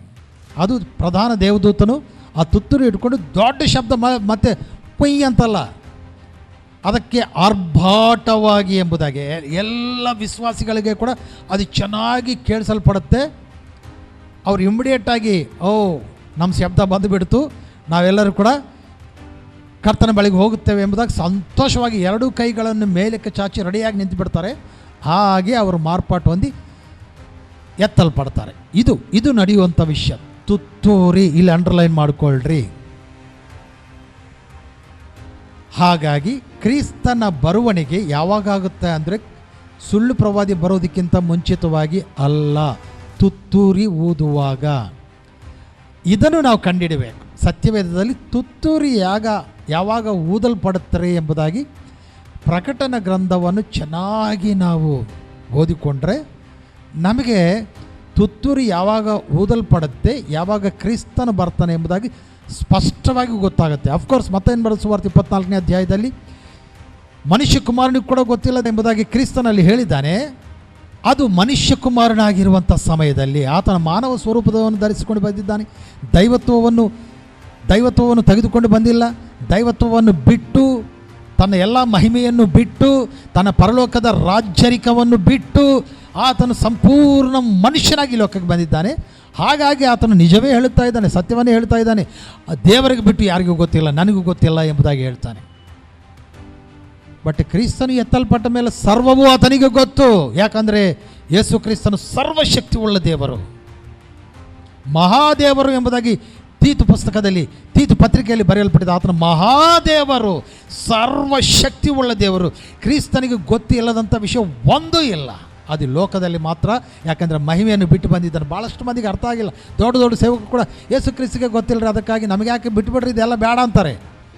ಬಟ್ ನಾನೊಂದು ವಿಷಯವನ್ನು ಹೇಳಲಿಕ್ಕೆ ಇಷ್ಟಪಡ್ತೇನೆ. ಪ್ರಕಟನ ಗ್ರಂಥವನ್ನು ನಿರ್ಲಕ್ಷ್ಯ ಮಾಡುವವನು, ಓದಲಾರದೇ ಇರುವವನು, ಪ್ರಕಟನ ಗ್ರಂಥವನ್ನು ಅರ್ಥ ಒಳ್ಳದೇ ಇರುವವನು, ಅವನು ದರಿದ್ರನು. ಸ್ಪಷ್ಟವಾಗಿ ನಾನು ಹೇಳ್ತಾ ಇದ್ದೀನಿ, ದರಿದ್ರನವನು. ಯಾಕಂದರೆ ಪ್ರಕಟನ ಗ್ರಂಥ ಪುಸ್ತಕ ನೀವು ಓದುವಾಗ ಒಂದು ನಿಮಿಷ ನನ್ನೊಟ್ಟಿಗೆ ಆ ಮಾತುಗಳನ್ನು ಓದಿದ್ರೆ ದಯವಿಟ್ಟು. ನಾನು ಯಾವುದೂ ಕೂಡ ಸತ್ಯವೇದವನ್ನು ಬಿಟ್ಟು ಮಾತನಾಡುವುದಿಲ್ಲ. ಒಂದು ವೇಳೆ ಆವೇಶವಾಗಿ ನಾನು ಮಾತನಾಡಿದರೂ ಕೂಡ ಸತ್ಯವನ್ನೇ ಮಾತನಾಡುತ್ತೇನೆ. ಪ್ರಕಟನ ಗ್ರಂಥವು 1ನೇ ಅಧ್ಯಾಯವು 3ನೇ ವಚನ ನಾವು ನೋಡುವಾಗ, ದೇವರಿಂದ ಬಂದ ಈ ಸಂದೇಶ ವಾಕ್ಯಗಳು. ಯಾವ ಸಂದೇಶ ವಾಕ್ಯಗಳು? ಪ್ರಕಟನ ಗ್ರಂಥದ ಸಂದೇಶ ವಾಕ್ಯಗಳನ್ನು ಓದುವವರು, ಈ ಸಂದೇಶವನ್ನು ಕೇಳಿ ಅದನ್ನು ಕೈಗೊಂಡು ನಡೆಯುವವರು ಭಾಗ್ಯವಂತರಾಗಿದ್ದಾರೆ. ಈ ಪ್ರಕಟನ ಗ್ರಂಥವನ್ನು ಓದುವವರು, ಕೇಳುವವರು, ಅದನ್ನು ಕೈಗೊಂಡು ನಡೆಯುವವರು ಅವರು ಭಾಗ್ಯವಂತರು. ಈ ಮೂರನ್ನು ಬಿಟ್ಟು ಬಿಡುವವರು ದರಿದ್ರರು. ನೋಡ್ರಿ, ಪ್ರಪಂಚದಲ್ಲಿ ಎಷ್ಟು ದರಿದ್ರ ಇದ್ದಾರೆ ಅಂತೇಳಿ. ಎಂದಾದರೂ ಓದಿಯೇ ಪ್ರಕಟನ ಗ್ರಂಥವು? ಭಾಳಷ್ಟು ಮಂದಿಗೆ ಭಯ ಏನೆಂದರೆ, ಪ್ರಕಟನ ಗ್ರಂಥವು ಸರಿಯಾಗಿ ನಾವು ಅರ್ಥ ಮಾಡಿಕೊಳ್ಳೆಂದರೆ ಪ್ರಕಟನ ಗ್ರಂಥದಲ್ಲಿರುವಂತಹ ಶಾಪವೆಲ್ಲ ನಮ್ಮ ಮೇಲೆ ಬರ್ತೀರಿ, ಪರಲೋಕ ರಾಜ್ಯವು ಕಳೆದುಕೊಂಡು ಬಿಡ್ತೀವಿ. ಯಾಕೆ? ಸುಮ್ಮನೆ ಬೇಡ. ಯಾಕೆ? ಮತ್ತು ಈ ಮತ್ತೇನು ಬರೆದ ಸುವಾರ್ತೆಯಲ್ಲಿ ಯೇಸು ಕ್ರಿಸ್ತನು ಹೇಳಿದ ಮಾತನ್ನು ಭಾಳಷ್ಟು ಮಂದಿ ದೊಡ್ಡ ದೊಡ್ಡ ಸೇವಕರು ಮಾತನಾಡಿದ್ದನ್ನು ಕೇಳಿಸಿಕೊಂಡು ನನಗೆ ದುಃಖವಾಯಿತು. ಆತನಿಗೆ ಗೊತ್ತಿಲ್ಲರಿ, ನಮಗೆ ಯಾಕೆ ಅಂತಾರೆ. ಮನುಷ್ಯ ಕುಮಾರನಿಗೆ ಗೊತ್ತಿಲ್ಲ, ನಮಗೆ ಯಾಕೆ, ನಮಗೆ ಬೇಡ ಬಿಡ್ರಿ ಅಂತಾರೆ. ಬಟ್ ಯೇಸು ಕ್ರಿಸ್ತನು ಹೇಳಿರುವಂಥ ಸಮಯವು ಬೇರೆ. ಬಟ್ ಪ್ರಕಟನ ಗ್ರಂಥವು ಯೇಸು ಕ್ರಿಸ್ತನ ಮೂಲಕವೇ ಕೊಡಲ್ಪಟ್ಟಿತು ತನ್ನ ದಾಸರಿಗೆ ಎಂಬುದಾಗಿ 1ನೇ ವಚನದಲ್ಲಿ ಬರೆಯಲ್ಪಟ್ಟಿದೆ. ಯೇಸು ಕ್ರಿಸ್ತನೇ ತನ್ನ ದಾಸರಿಗೆ ಕೊಡ್ತಾ ಇದ್ದಾನೆ. ಕೊಡ್ತಾ ಏನು ಹೇಳ್ತಾ ಇದ್ದಾನೆ ಅಂದರೆ, ಇದನ್ನು ಓದುವವನು, ಕೇಳುವವನು, ಕೇಳಿ ಅರ್ಥ ಮಾಡಿಕೊಂಡು ಅದನ್ನು ಕೈಗೊಳ್ಳುವವನು ಅವನು ಭಾಗ್ಯವಂತನು. Price the lord. ದೇವರಿಗೆ ಸ್ತೋತ್ರ. ಪ್ರಿಯರೇ, ಸರಿಯಾಗಿ ಅರ್ಥ ಮಾಡಿಕೊಂಡಿಲ್ಲ ಅಂದರೂ ಕೂಡ ದರಿದ್ರನಾಗ್ತಾನೆ ಅವನು. ಈಗ ನೋಡ್ರಿ, ಈಗ ಈ ಆರ್ ಪೌಲ್ ಎಂಬವರು ದೇವರ ವಾಕ್ಯವೇ ಅವರಿಗೆ ಅರ್ಥ ಆಗಿಲ್ಲ. ಆ ಕ್ರಿಸ್ತ ವಿರೋಧಿ ಕಾಲ ಎಷ್ಟು ಅಂತೇಳಿ ಸತ್ಯವೇದವನ್ನು ಹುಡುಕಿಲ್ಲ, ವಾಕ್ಯವನ್ನು ತೆಗೆದುಕೊಂಡಿಲ್ಲ. ತನ್ನ ಬಾಯಿಗೆ ಬಂದಂಗೆ ಒಂದು ಚಾಟನ್ನು ಮಾಡಿಕೊಂಡು, ಚಾಟನ್ನು ಆಧಾರ ಮಾಡಿಕೊಂಡು ವಾಕ್ಯವನ್ನು ಹೇಳ್ತಾ ಇದ್ದಾರೆ. ಸತ್ಯವೇದವನ್ನು ಆಧಾರ ಮಾಡಿಕೊಳ್ತಾ ಇಲ್ಲ. ನಮಗೆ ಆಧಾರವಾದದ್ದು ಸತ್ಯವೇದವೇ. ಮನುಷ್ಯನಲ್ಲ, ಒಂದು ದೊಡ್ಡ ಭಕ್ತನಲ್ಲ, ಒಂದು ದೊಡ್ಡ ಪ್ರವಾದಿಯಲ್ಲ, ಇನ್ನೊಂದು ಅಪೊಸ್ತಲನಲ್ಲ. ನಮಗೆ ದೇವರ ವಾಕ್ಯವೇ ಪ್ರಾಮಾಣಿಕವಾಗಿದೆ. ಯಾಕಂದರೆ ಅಪೊಸ್ತಲನಾದ ಪೌಲ ಗಲತಿ ಪತ್ರಿಕೆದಲ್ಲಿ ಒಂದು ಮಾತನ್ನು ಬರೆಯುತ್ತಾನೆ. ಏನಂತ ಹೇಳಿ, ಒಂದು ವೇಳೆ ಇದನ್ನು ಬಿಟ್ಟು ಪರಲೋಕದಿಂದ ಒಬ್ಬ ದೇವದೂತನು ಬಂದು, ನಾನು ಏನೋ ಒಂದು ಸ್ಪೆಷಲ್ ಒಂದು ಚಾಟ್ ತಗೊಂಬಂದೀನಿ, ನೀವು ಓದ್ರಿ ಎಂಬುದಾಗಿ ಜನರೊಟ್ಟಿಗೆ ಹೇಳುವಾಗ ಆತನು ನೀವು ಅಲ್ಲಗೆಳೆಯಬೇಕು. ಆತನು ದೇವ ಮನುಷ್ಯನಲ್ಲ ಎಂಬುದಾಗಿ ಅಪೊಸ್ತಲನಾದ ಪೌಲನು ಹೇಳ್ತಾನೆ. ಸುಳ್ಳದವನು ಅವನು. ಅದಕ್ಕೆ ಪೇತ್ರನು ಕೂಡ ಹೇಳ್ತಾನೆ, ನೀವು ಸುಳ್ಳದವ್ರ ಬಗ್ಗೆ ತುಂಬ ಜಾಗರೂಕತೆಯಿಂದ ಇರಬೇಕು, ಕೇರ್ಫುಲ್ ಆಗಿರಬೇಕು, ಚೆನ್ನಾಗಿ ಪರಿಶೀಲಿಸಬೇಕು ದೇವರ ವಾಕ್ಯವನ್ನು. ಅದಕ್ಕಾಗಿ ಆತನು ನೀವು ಬೈಬಲ್ ಮುಚ್ಚಿಬಿಡ್ರಿ ಅಂತಾನೆ. ಬೈಬಲ್ ತೆರೆದ್ರೆ ಸತ್ಯಾಂಶವು ಹೊರಗೆ ಬೀಳುತ್ತೆ ಯೇಸುವಿನ ನಾಮದಲ್ಲಿ. ಬೈಬಲ್ ಮುಚ್ಚಿಬಿಟ್ರೆ ಅಸತ್ಯವು ಹೊರಗೆ ಬರುತ್ತೆ. ಕೇಳುವವರು ಖಂಡಿತವಾಗಿ ಸತ್ಯವೇದವನ್ನು ಕೈಯಲ್ಲಿಟ್ಟುಕೊಂಡು ಮಾತನಾಡುವವನು ಹಾಗೆ ಮಾತನಾಡ್ತಾ ಇದ್ದಾನೆ. ಎಲ್ಲಿ ಯಾವ ವಚನ ತೆಗೆದುಕೊಳ್ತಾ ಇದ್ದಾನೆ, ಆ ವಚನ ಸಂದರ್ಭವೇನು, ಇವೆಲ್ಲವನ್ನು ಕೂಡ ನೋಡಿಕೊಂಡು ಪರೀಕ್ಷಿಸಿಕೊಂಡು ಸತ್ಯವನ್ನು ನಾವು ನಂಬಬೇಕು. ಅದನ್ನೇ ಬಿಟ್ಟು ಕಥೆಗಳು ಹೇಳ್ತಾ ಇದ್ದಾನೆ ಈ ಆರ್ ಪೌಲ್ ಎಂಬವನು. ಅದು ಕರ್ನಾಟಕದಲ್ಲಿ ತಿರುಗಾಡುತ್ತಾ. ನಮ್ಮ ಕರ್ನಾಟಕದ ಕರ್ಮೆ ಏನಂದರೆ, ವಿಶ್ವಾಸಿಗಳು ಇಷ್ಟು ಅಮಾಯಕರಿದ್ದಾರಾ? ದೇವರ ಹೆಸರಲ್ಲಿ ಒಂದು ಬಿಳಿ ಅಂಗಿ ಹಾಕ್ಕೊಂಡು ಬಂದುಬಿಟ್ರೆ, ಸತ್ಯವೇದವನ್ನು ಹಿಡಿದುಕೊಂಡು ಕೆಲವೊಂದು ಮಾತುಗಳನ್ನು ಸತ್ಯವೇದ ಪ್ರಕಾರ ಮಾತಾಡಿಬಿಟ್ರೆ ಅವನು ಸತ್ಯದ ಮನುಷ್ಯನು ಅಥವಾ ದೇವರ ಮನುಷ್ಯನ ಆಗ್ತಾನ? ನಾನು ಹೇಳ್ತೇನೆ, ನಮಗಿಂತ ಸೈತಾನನು ಚೆನ್ನಾಗಿ ವಾಕ್ಯ ಮಾತಾಡ್ತಾನೆ. ಯೇಸು ಕ್ರಿಸ್ತನಿಗೆ ಪ್ರಸಂಗ ಮಾಡಿದ್ದಾನೆ ರೀ ಆತ. ಯೇಸು ಕ್ರಿಸ್ತನಿಗೆ ಪ್ರಸಂಗ ಮಾಡಿದ್ದಾನೆ. ಯೇಸು ಕ್ರಿಸ್ತನನ್ನು ಕರ್ಕೊಂಡು ಹೋಗಿ ಒಂದು ದೊಡ್ಡ ಬೆಟ್ಟದ ಮೇಲೆ ಹೋಗಿ ಅಲ್ಲಿ ಪ್ರಸಂಗ ಮಾಡ್ತಾನೆ. ಇಲ್ಲಿಂದ ಮೇಲಿಂದ ಕೆಳಗೆ ಧುಮುಕಿದರೆ ದೇವದೂತರು ನಮ್ಮನ್ನು ಕಾಪಾಡುವವರು ಎಂಬುದಾಗಿ ಕೀರ್ತನೆಯಲ್ಲಿ ಬರೆಯಲ್ಪಟ್ಟಿದೆ ಎಂಬುದಾಗಿ ಹೇಳ್ತಾನೆ. ಈ ಕಲ್ಲನ್ನು ಆಹಾರವಾಗಿ ಮಾಡಿಕೊಂಡು ನೀನು ತಿಂದುಬಿಡು ಎಂಬುದಾಗಿ ಹೇಳ್ತಾನೆ. ಪ್ರಿಯರೇ, ದೇವರ ವಾಕ್ಯಗಳನ್ನೇ ಇಟ್ಕೊಂಡು ಮಾತನಾಡುವಂಥ ಸುಳ್ಳು ಬೋಧಕರಿದ್ದಾರೆ. ಜಾಗರೂಕತೆಯಿಂದ ಇರಬೇಕು, ಕೇರ್ಫುಲ್ಲಿಂದ ಇರಬೇಕು. ನಾವೆಲ್ಲವನ್ನೂ ಪರಿಶೀಲಿಸಬೇಕು. ಇಂಥ ಸುಳ್ಳು ಬೋಧಕರಿಂದ ತಪ್ಪಾದ ಮಾರ್ಗಕ್ಕೆ ಹೋಗಬಾರ್ದು. ಇವರು ಸಭೆಯನ್ನು ನಾಶನಗೊಳಿಸ್ತಾ ಇದ್ದಾರೆ ಎಂಬ ಮಾತನ್ನು ನಾನು ಬಳಸಿದ್ದೀನಲ್ಲ, ಏನಾಗುತ್ತೆ ಗೊತ್ತರಿ? ನಿಜಕ್ಕೂ ಯೇಸು ಕ್ರಿಸ್ತನು ಆ ಸಮಯಕ್ಕೆ ಬರೋದಿಲ್ಲ. ಈ ಸುಳ್ಳು ಕ್ರಿಸ್ತನು ಅಥವಾ ಕ್ರಿಸ್ತ ವಿರೋಧಿ ಬರೋದಕ್ಕಿಂತ ಮುಂಚಿತವಾಗಿ ಕ್ರಿಸ್ತನು ಬರೋದಿಲ್ಲ. ಆತನ ಬಂದ ಮೇಲೆ 3.5 ವರ್ಷಗಳ ಆದ ನಂತರ ತಾನೇ ದೇವರು ಎಂಬುದಾಗಿ ಆಲಯದಲ್ಲಿ ಕುಳಿತುಕೊಳ್ಳುವಾಗ ಆವಾಗ ಯೇಸು ಸ್ವಾಮಿ ಮಧ್ಯಾಕಾಶಕ್ಕೆ ಬರ್ತಾನೆ. ಅದೇ ಸಮಯದಲ್ಲಿ ತುತ್ತೂರಿ ಓದಲ್ಪಡುತ್ತೆ. ಹೆಂಗೆ ಹೇಳ್ತೀರಿ ಎಂಬುದಾಗಿ ನಾನು ಕೇಳಿದರೆ, ಪ್ರಿಯರೇ, ಸತ್ಯವೇದದಲ್ಲಿ ಬರೆಯಲ್ಪಟ್ಟಿದೆ, ಪ್ರಕಟಣಾ ಗ್ರಂಥದಲ್ಲಿ 7 ತುತ್ತೂರಿಗಳು 7 ಟ್ರಂಪೆಟ್ಸ್. ಕಡೆ ಟ್ರಂಪೆಟ್ 7ನೇ ತುತ್ತೂರಿ ಪ್ರಧಾನ ದೂತನ ಊದುವಂಥ ಆ ತುತ್ತೂರಿ ಒಂದೇ. 7ನೇ ತುತ್ತೂರಿ ಊದುವಾಗ ದೇವರ ಮರ್ಮವು ಸಮಾಪ್ತವಾಗುತ್ತೆ ಎಂಬುದಾಗಿ ಪ್ರಕಟಣಾ ಗ್ರಂಥ ಪುಸ್ತಕದಲ್ಲಿ ಸ್ಪಷ್ಟವಾಗಿ ಬರೆಯಲ್ಪಟ್ಟಿದೆ. ಆ ಸಮಯದಲ್ಲಿ ಸಭೆ ಎತ್ತಲ್ಪಡುತ್ತೆ. ಈಗ ಇವರೇನು ಹೇಳ್ತಾ ಇದ್ದಾರೆ? ಅವನು ಬರೋದಕ್ಕಿಂತ ಮುಂಚಿತವಾಗಿ ಎತ್ತಲ್ಪಡುತ್ತೆ ಎಂಬುದಾಗಿ ಹೇಳ್ತಾ ಇದ್ದಾರಲ್ವ. ಸಭೆ ಏನು ಮಾಡುತ್ತೆ ಗೊತ್ತರಿ? ನಿದ್ದೆ ಮಾಡುತ್ತೆ. ಇಷ್ಟರೊಳಗೆ ಸುಳ್ಳು ಕ್ರಿಸ್ತನು ಅಥವಾ ಕ್ರಿಸ್ತ ವಿರೋಧಿ ಬಂದುಬಿಡ್ತಾನೆ.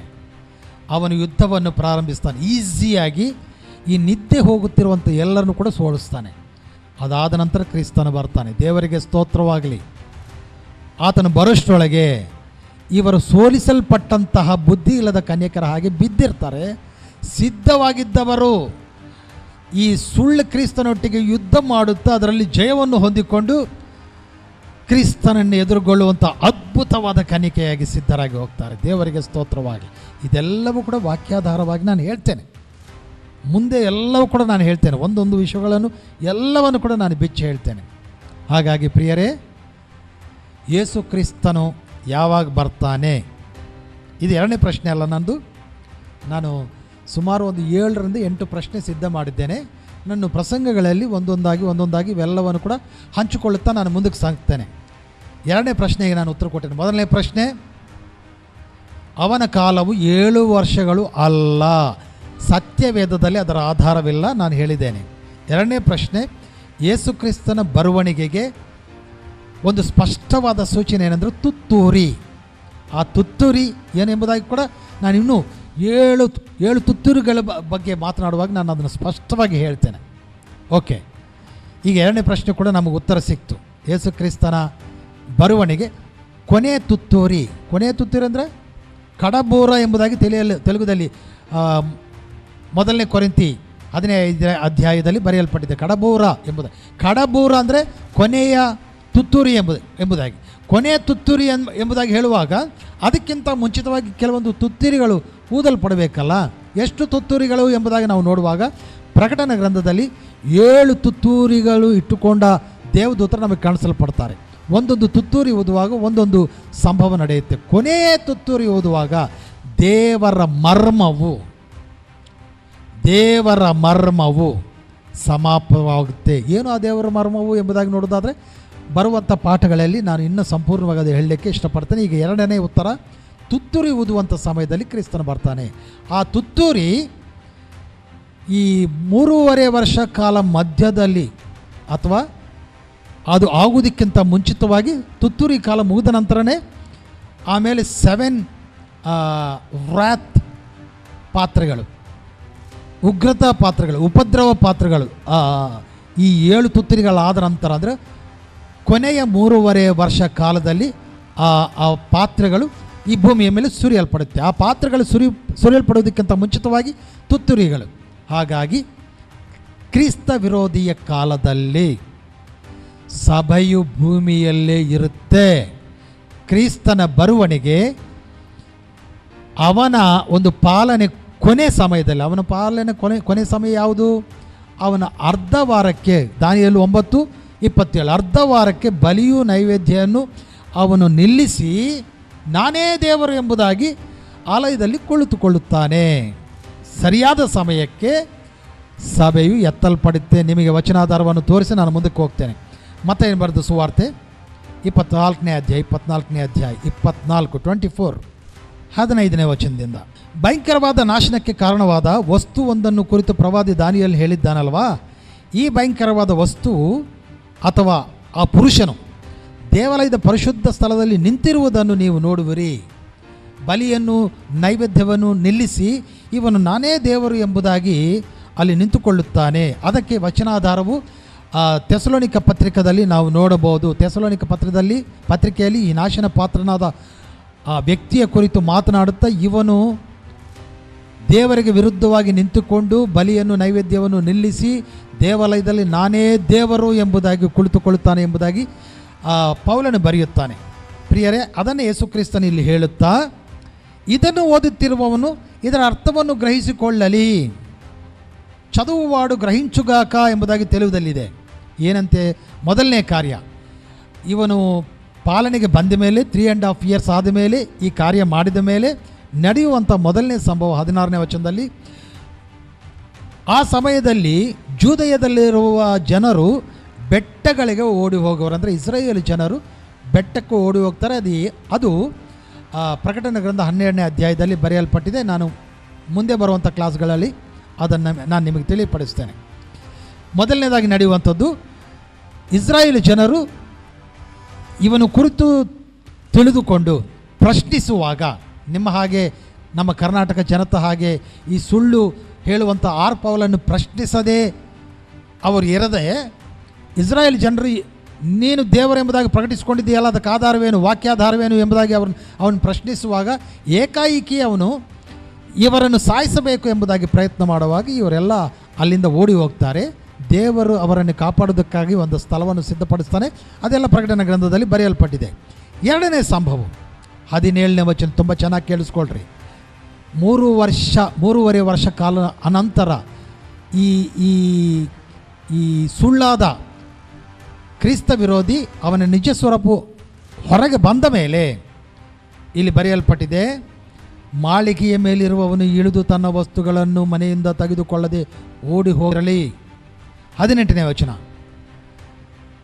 ಹೊಲದಲ್ಲಿರುವವನು ತನ್ನ ಮೇಲಂಗಿಯನ್ನು ತೆಗೆದುಕೊಳ್ಳುವುದಕ್ಕಾಗಿ ಮನೆಗೆ ಹಿಂದಿರುಗದಿರಲಿ ಎಂಬುದಾಗಿ ಹೇಳ್ತಾನೆ. ಅಂದರೆ ಇದು ಎಲ್ಲರಿಗೂ ಗೊತ್ತು, ನಾವು ಪ್ರಸಂಗದಲ್ಲಿ ಮಾಡ್ತೇವೆ. 2ನೇ ಬರವಣಿಗೆಯಲ್ಲಿ ಹೊಲದಲ್ಲಿರುವವನು ಬರಬಾರ್ದು, ಮನೆಯಲ್ಲಿರುವವನು ಹೊರಗೆ ಹೋಗಬಾರ್ದು, ಮಿದ್ದೆ ಮೇಲೆ ಇರುವವನು ಕೆಳಗೆ ಬರಬಾರ್ದು. ಯಾಕಂದರೆ ಯೇಸು ಸ್ವಾಮಿ ಬರವಣಿಗೆ ಸಮಯದಲ್ಲಿ ಅವರೆಲ್ಲರೂ ಅಲ್ಲಿಂದ ಅಲ್ಲೇನೆ ಮಾಯವಾಗಿಬಿಡ್ತಾರೆ, ಎತ್ತಲ್ಪಡ್ತಾರೆ. ಇದು ಯೇಸು ಸ್ವಾಮಿ ಹೇಳಿದ್ದು. ಯೇಸು ಸ್ವಾಮಿ 15ನೇ ವಚನದಲ್ಲಿ, ಮತ್ತೇನು ಬರೆದ ಸುವಾರ್ತೆ 24ನೇ ಅಧ್ಯಾಯದಲ್ಲಿ 15ನೇ ವಚನದಲ್ಲಿ ಹೇಳಿದ್ದ ವಿಷಯವೇನೆಂದರೆ, ಅವನು ಹೊರಬಿದ್ದ ಮೇಲೆ ಇಸ್ರಾಯೇಲ್ ಜನರು ಓಡಿ ಹೋಗ್ತಾರೆ, ಸಭೆ ಅವಾಗ ಸಭೆ ಎತ್ತಲ್ಪಡುವಂಥದ್ದು. ಅಂದರೆ ಅವನ ಕಾಲದಲ್ಲಿ 3.5 ವರ್ಷ ಕಾಲ ಸಭೆಯು ಭೂಮಿಯ ಮೇಲೆ ಇರುತ್ತೆ. ಇನ್ನೂ ಅನೇಕ ವಚನ ಆಧಾರಗಳಿದೆ, ಬಟ್ ಇದು ಕೌಂಟರ್ ವಿಡಿಯೋ ಅಲ್ಲ. ಅದಕ್ಕಾಗಿ ಅವ್ರು ಏನು ಮಾತನಾಡಿದ್ದಾರೋ ಅದಕ್ಕೆ ನಾನು ಕೌಂಟರ್ ಮಾಡ್ತಾ ಇದ್ದೀನಿ. ಎರಡನೇದಾಗಿ ಅವರು ಕ್ರಿಸ್ತನು ಯಾವಾಗ ಮಧ್ಯಾಕಾಶಕ್ಕೆ ಬರ್ತಾನೆ, ಸಭೆ ಯಾವಾಗ ಎತ್ತಲ್ಪಡುತ್ತೆ ಎಂಬುದಾಗಿ ಹೇಳುತ್ತಾ ಅವನು ಬರೋದಕ್ಕಿಂತ ಮುಂಚಿತವಾಗಿ ಎಂಬುದಾಗಿ ಹೇಳಿದರು. ಅದು ಸುಳ್ಳು ಎಂಬುದಾಗಿ ನಾನು ಸ್ಪಷ್ಟವಾಗಿ ನಿಮ್ಮ ಮುಂದೆ ಇಟ್ಟಿದ್ದೇನೆ. ಈಗ ನಾವು 3ನೇ ಪ್ರಶ್ನೆಗೆ ಹೋಗೋಣ. 3ನೇ ಪ್ರಶ್ನೆ ನಾನು ಕೇಳೋದಕ್ಕಿಂತ ಮುಂಚಿತವಾಗಿ ಅವರು ಏನು ಸುಳ್ಳನ್ನು ಮಾತನಾಡಿದಿರೋದು ಅದನ್ನು ನಾವು ಕೇಳಿಸ್ಕೊಳ್ಳೋಣ ಬರ್ರಿ. ಕ್ರಿಸ್ತ ವಿರೋಧಿ ಕಾಲದಲ್ಲಿ ಈ ಭೂಮಿಯ ಮೇಲೆ ಯಾರ್ಯಾರು ಉಳಿತಾರೆ? 2 ಗ್ರೂಪ್ ಜನರು ಕ್ರಿಸ್ತ ವಿರೋಧಿ ಕಾಲದಲ್ಲಿ ಈ ಭೂಮಿಯ ಮೇಲೆ ಉಳಿತಾರೆ. ಯಾರ್ಯಾರು? ನಂಬರ್ 1, ಯೇಸು ಸ್ವಾಮಿಯನ್ನು ಕೇಳಿಯೂ ನಂಬದವರು ಇಲ್ಲೇ ಉಳಿತಾರೆ. ಅವರು ಯೇಸು ಸ್ವಾಮಿ ಸಂಗಡ ಪರಲೋಕಕ್ಕೆ ಹೋಗೋದು ಇಲ್ಲ, ಹೌದಲ್ಲ? ಯೇಸು ಸ್ವಾಮಿ ಕೇಳಿಯೂ ನಂಬಲಿಲ್ಲ ಅಂದರೆ ಅವ್ರು ಇಲ್ಲಿಯೇ ಉಳಿತಾರೆ. ಅವರು ಯೇಸು ಸ್ವಾಮಿ ಸಂಗಡ ಪರಲೋಕಕ್ಕೆ ಹೋಗೋದಿಲ್ಲ. ಇದು ಮೊದಲನೇ ಗ್ರೂಪು, ಕ್ರಿಸ್ತ ವಿರೋಧಿ ಕಾಲದಲ್ಲಿ ಭೂಮಿಯ ಮೇಲೆ ಉಳಿಯುವವರು. ಓಕೆ, ಎರಡನೇ ಗ್ರೂಪ್ ಯಾರು? ಎರಡನೇ ಗ್ರೂಪು ಯೇಸು ಸ್ವಾಮಿ ಬರುವಾಗ ಹಿಂಜರಿದು ಹೋದಂಥ ವಿಶ್ವಾಸಿಗಳು. ಈ ಎರಡೂ ಗುಂಪು ಕ್ರಿಸ್ತ ವಿರೋಧಿ ಕಾಲದಲ್ಲಿ ಭೂಮಿಯ ಮೇಲೆ ಉಳಿತಾರೆ. ಓಕೆ, ನನ್ನ ಮೂರನೇ ಪ್ರಶ್ನೆ, ಕ್ರಿಸ್ತ ವಿರೋಧಿಯ ಆ ಪಾಲನೆ ಕಾಲದಲ್ಲಿ ಯಾರು ಇರ್ತಾರೆ? ಅವ್ರು ಹೇಳ್ತಾ ಇದ್ದಾರೆ ಎರಡು ಗುಂಪಿರುತ್ತೆ. ಒಂದು, ಕ್ರಿಸ್ತನ ಬಗ್ಗೆ ಕೇಳಿಯೂ ನಂಬದೇ ಇರುವಂಥವರು. ಓಕೆ, ಟ್ರೂ, ಸತ್ಯ. ಎರಡನೇದು, ಕ್ರಿಸ್ತನಲ್ಲಿದ್ದವರು ಹಿಂಜಾರಿ ಹೋಗಿ ಹಿಂದಕ್ಕೆ ಹೋಗದವರು. ಅಂದರೆ ಕ್ರಿಸ್ತನಲ್ಲಿದ್ದುಕೊಂಡು ಸಿನಿಮಾ, ಸಿಗರೆಟ್ಟು, ಸೀರಿಯಲ್ಲು, ಬ್ಯಾಂಕ್ ಲೋನ್ ಮಾಡಿಕೊಂಡವರು ಕೂಡ ಈ ಲೆಕ್ಕನಲ್ಲಿ ಹಾಕಿಬಿಟ್ರು. ಅವ್ರು ಅಂದರೆ ಯಾರು ಬ್ಯಾಂಕ್ ಲೋನ್ ಮಾಡಬಾರ್ದಂತೆ, ಅದು ಪಾಪ ಅಂತೆ. ಹಾಗಾದರೆ ದೇವರ ಅವ್ರ ಮೇಲೆ ಉಪದ್ರವಗಳನ್ನು ಸುರಿಸ್ತಾರಂತೆ. ಬ್ಯಾಂಕ್ ಲೋನ್ ಮಾಡಬಾರ್ದು ಮತ್ತು ಕೋರ್ಟ್ ಕೇಸ್ಗೆ ಹೋಗಬಾರ್ದು. ಇವೆಲ್ಲ ಲಿಸ್ಟನ್ನು ಹೇಳಿಬಿಟ್ಟು ಇವರು ಇರ್ತಾರೆ. ಕ್ರಿಸ್ತನಲ್ಲಿ ಇದ್ದು ಕೂಡ ಉಗುರು ಬೆಚ್ಚೆಯಾಗಿರುವಂಥವರು, ಅಂದರೆ ಎರಡೂ ರೀತಿಯಲ್ಲಿ ಇರುವಂಥವರು ಇಬ್ಬರು ಮಾತ್ರ ಇರ್ತಾರೆ. ಕ್ರಿಸ್ತನ ನಂಬಿದವರು ಹೋಗಿಬಿಡ್ತಾರೆ ಎಂಬುದಾಗಿ. ಹೌದಾ? ಇದು ಸತ್ಯವಾ? ಹಾಗಂತೇಳಿ ಸತ್ಯವೇದದಲ್ಲಿ ಎಲ್ಲಿ ಬರೆಯಲ್ಪಟ್ಟಿದೆ ಅನೇಕ ವಚನಗಳನ್ನು ನಿಮ್ಮ ಮುಂದೆ ನಾನು ಹಾಕಲಿಕ್ಕಿದ್ದೇನೆ. ಅವೆಲ್ಲವಕ್ಕೂ ಕೂಡ ನೀವು ಉತ್ತರ ಕೊಡಬೇಕು. ನಾನು ಒಂದು ಹೇಳ್ತೇನೆ, ಯಾವಾಗಾದರೂ ನಾವು ಸಿದ್ಧಾಂತವನ್ನು ರೂಪಿಸಿ ವಿಶ್ವಾಸಿಗಳ ಮುಂದೆ ಸೇವಕರು ಹೇಳುವಾಗ, ನಾನು ಹೇಳುವಂತಹ ವಾಕ್ಯಕ್ಕೆ ಸತ್ಯವೇದದಿಂದ ಎಲ್ಲಾದರೂ ಒಂದು ಬಾಣ ನನಗೆ ಚುಚ್ಚುತ್ತಾ, ನನ್ನ ಪ್ರಶ್ನಿಸುತ್ತಾ ಎಂಬುದಾಗಿ ಮೊದಲನೇದಾಗಿ ನಮ್ಮನ್ನು ನಾವು ಪರೀಕ್ಷೆ ಮಾಡಿಕೊಳ್ಳಬೇಕು. ನಮ್ಮ ಸಿದ್ಧಾಂತಗಳನ್ನು ಚೆಕ್ ಮಾಡ್ಕೋಬೇಕು.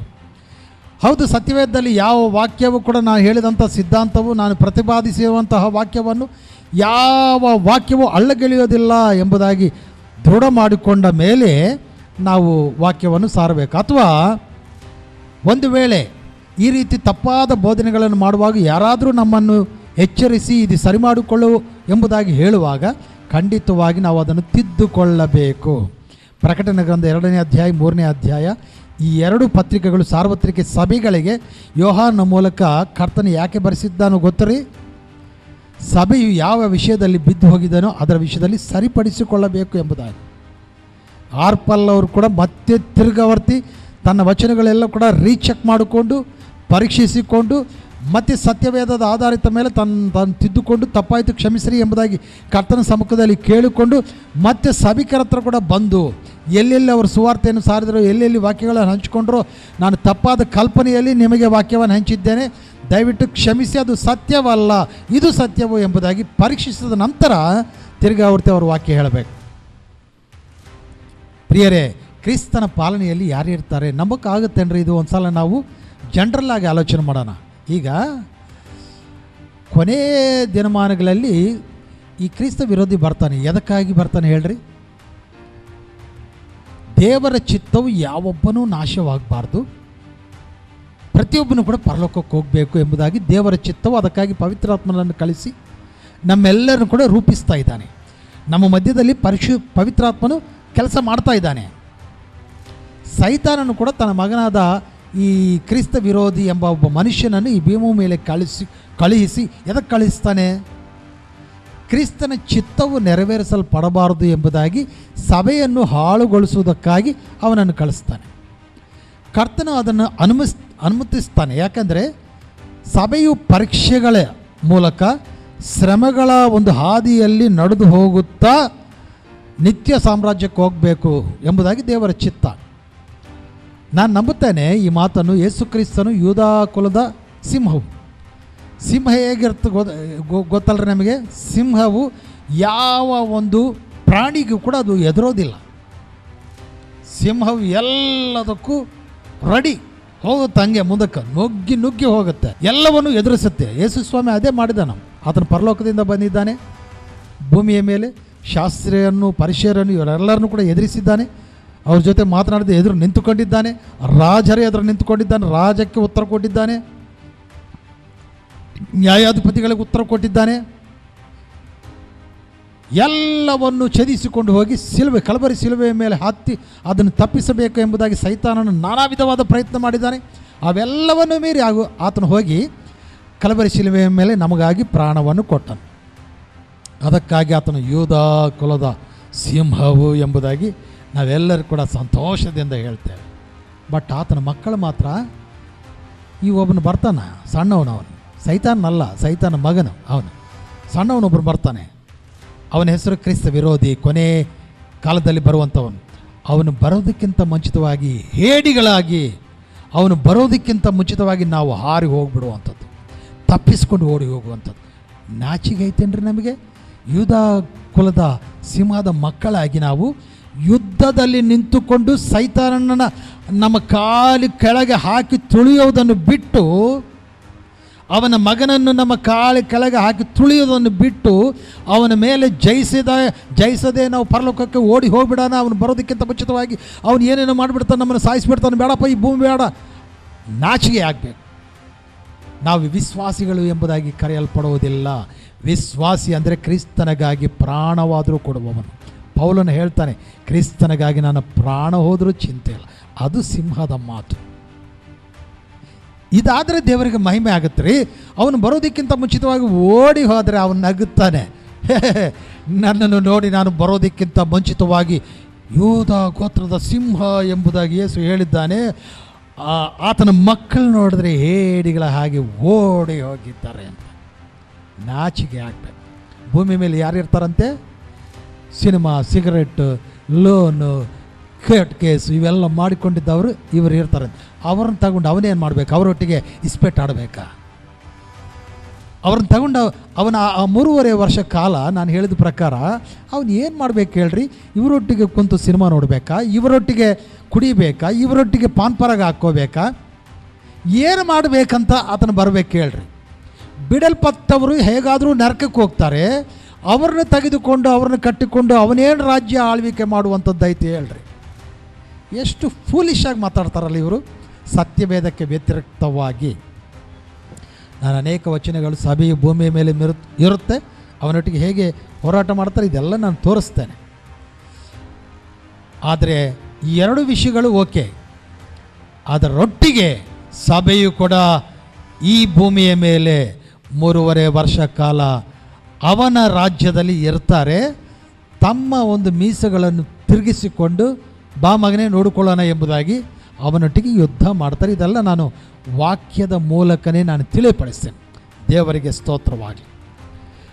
ಪ್ರಿಯರ ಒಂದು ವಚನವನ್ನು ನೀವು ಅರ್ಥ ಮಾಡಿಕೊಳ್ಳೋದಕ್ಕೆ ಒಂದು ಲೇಖನ ಭಾಗವನ್ನು ಎತ್ತಿ ತೋರಿಸ್ತೇನೆ. ಲೂಕನ ಬರೆದ ಸುವಾರ್ತೆ 13ನೇ ಅಧ್ಯಾಯ 24ನೇ ವಚನದಲ್ಲಿ, ಸ್ವರ್ಗಕ್ಕೆ ನಡೆಸುವ ಕಿರಿದಾದ ಬಾಗಿಲಿನ ಮೂಲಕ ಹೋಗಲು ಪ್ರಯಾಸ ಪಡಬೇಡ್ರಿ, ದೊಡ್ಡ ಬಾಗಿಲಿನ ಮೂಲಕ ಪ್ರಯಾಸ ಪಡಬೇಡ್ರಿ, ಹ್ಯಾಪಿಯಾಗಿ ಹೋಗ್ಬಿಡಬೇಕು. ಕ್ರಿಸ್ತನ ನಮಗೆ ಒಂದು ವಿಮಾನ ಕಳಿಸ್ತಾನೆ, ನಾವು ವಿಮಾನದಲ್ಲಿ ಹಾರಿಕೊಂಡು ಹೋಗ್ಬಿಡೋಣ ಎಂಬುದಾಗಿ ಯೋಚಿಸಬೇಡ್ರಿ. ಅದರ ಮೂಲಕ ಹೋಗಲು ಅನೇಕರು ಪ್ರಯತ್ನಿಸ್ತಾರೆ, ಆರ್ಪಾಲಂಥವರು.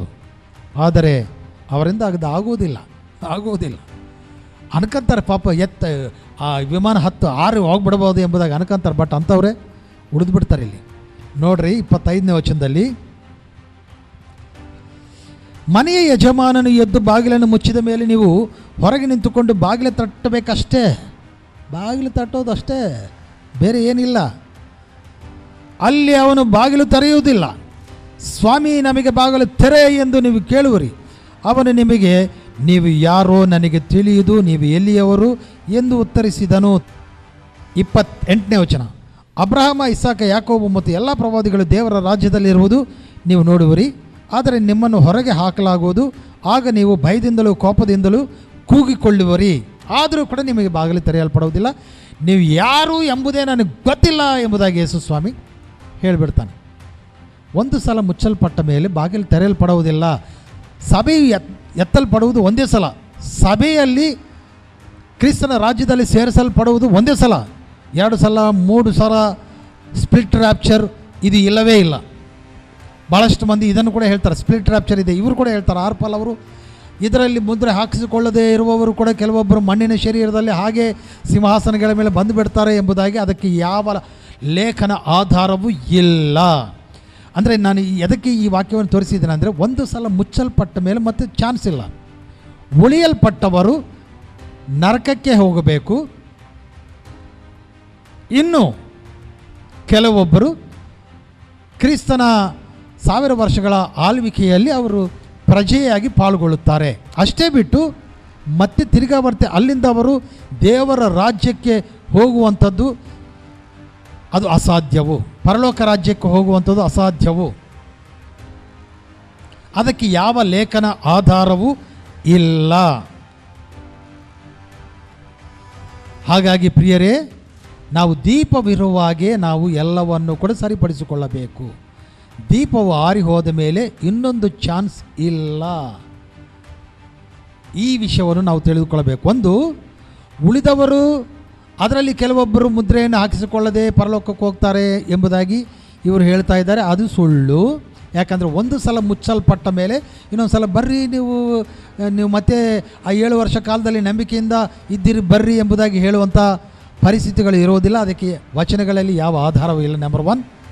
ನಂಬರ್ 2, ಈ ಭೂಮಿಯ ಮೇಲೆ 2 ಗುಂಪಲ್ಲ 3ನೇ ಗುಂಪು ಕೂಡ ಇರುತ್ತೆ. ಅವನ ಒಂದು ಪಾಲನೆಯಲ್ಲಿ ಕೆಲವೊಂದು ಸ್ವಲ್ಪ ಸಮಯವು ದೇವರ ಮನುಷ್ಯರು ಕೂಡ ಅದರಲ್ಲಿ ಇರ್ತಾರೆ.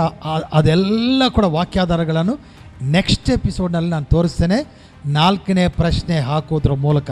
ಪ್ರಿಯರೇ, ಅಲ್ಲಿವರೆಗೂ ಇವತ್ತು ಅನೇಕ ವಿಷಯಗಳನ್ನು ನಾನು ನಿಮ್ಮೊಟ್ಟಿಗೆ ಹಂಚಿಕೊಂಡಿದ್ದೇನೆ.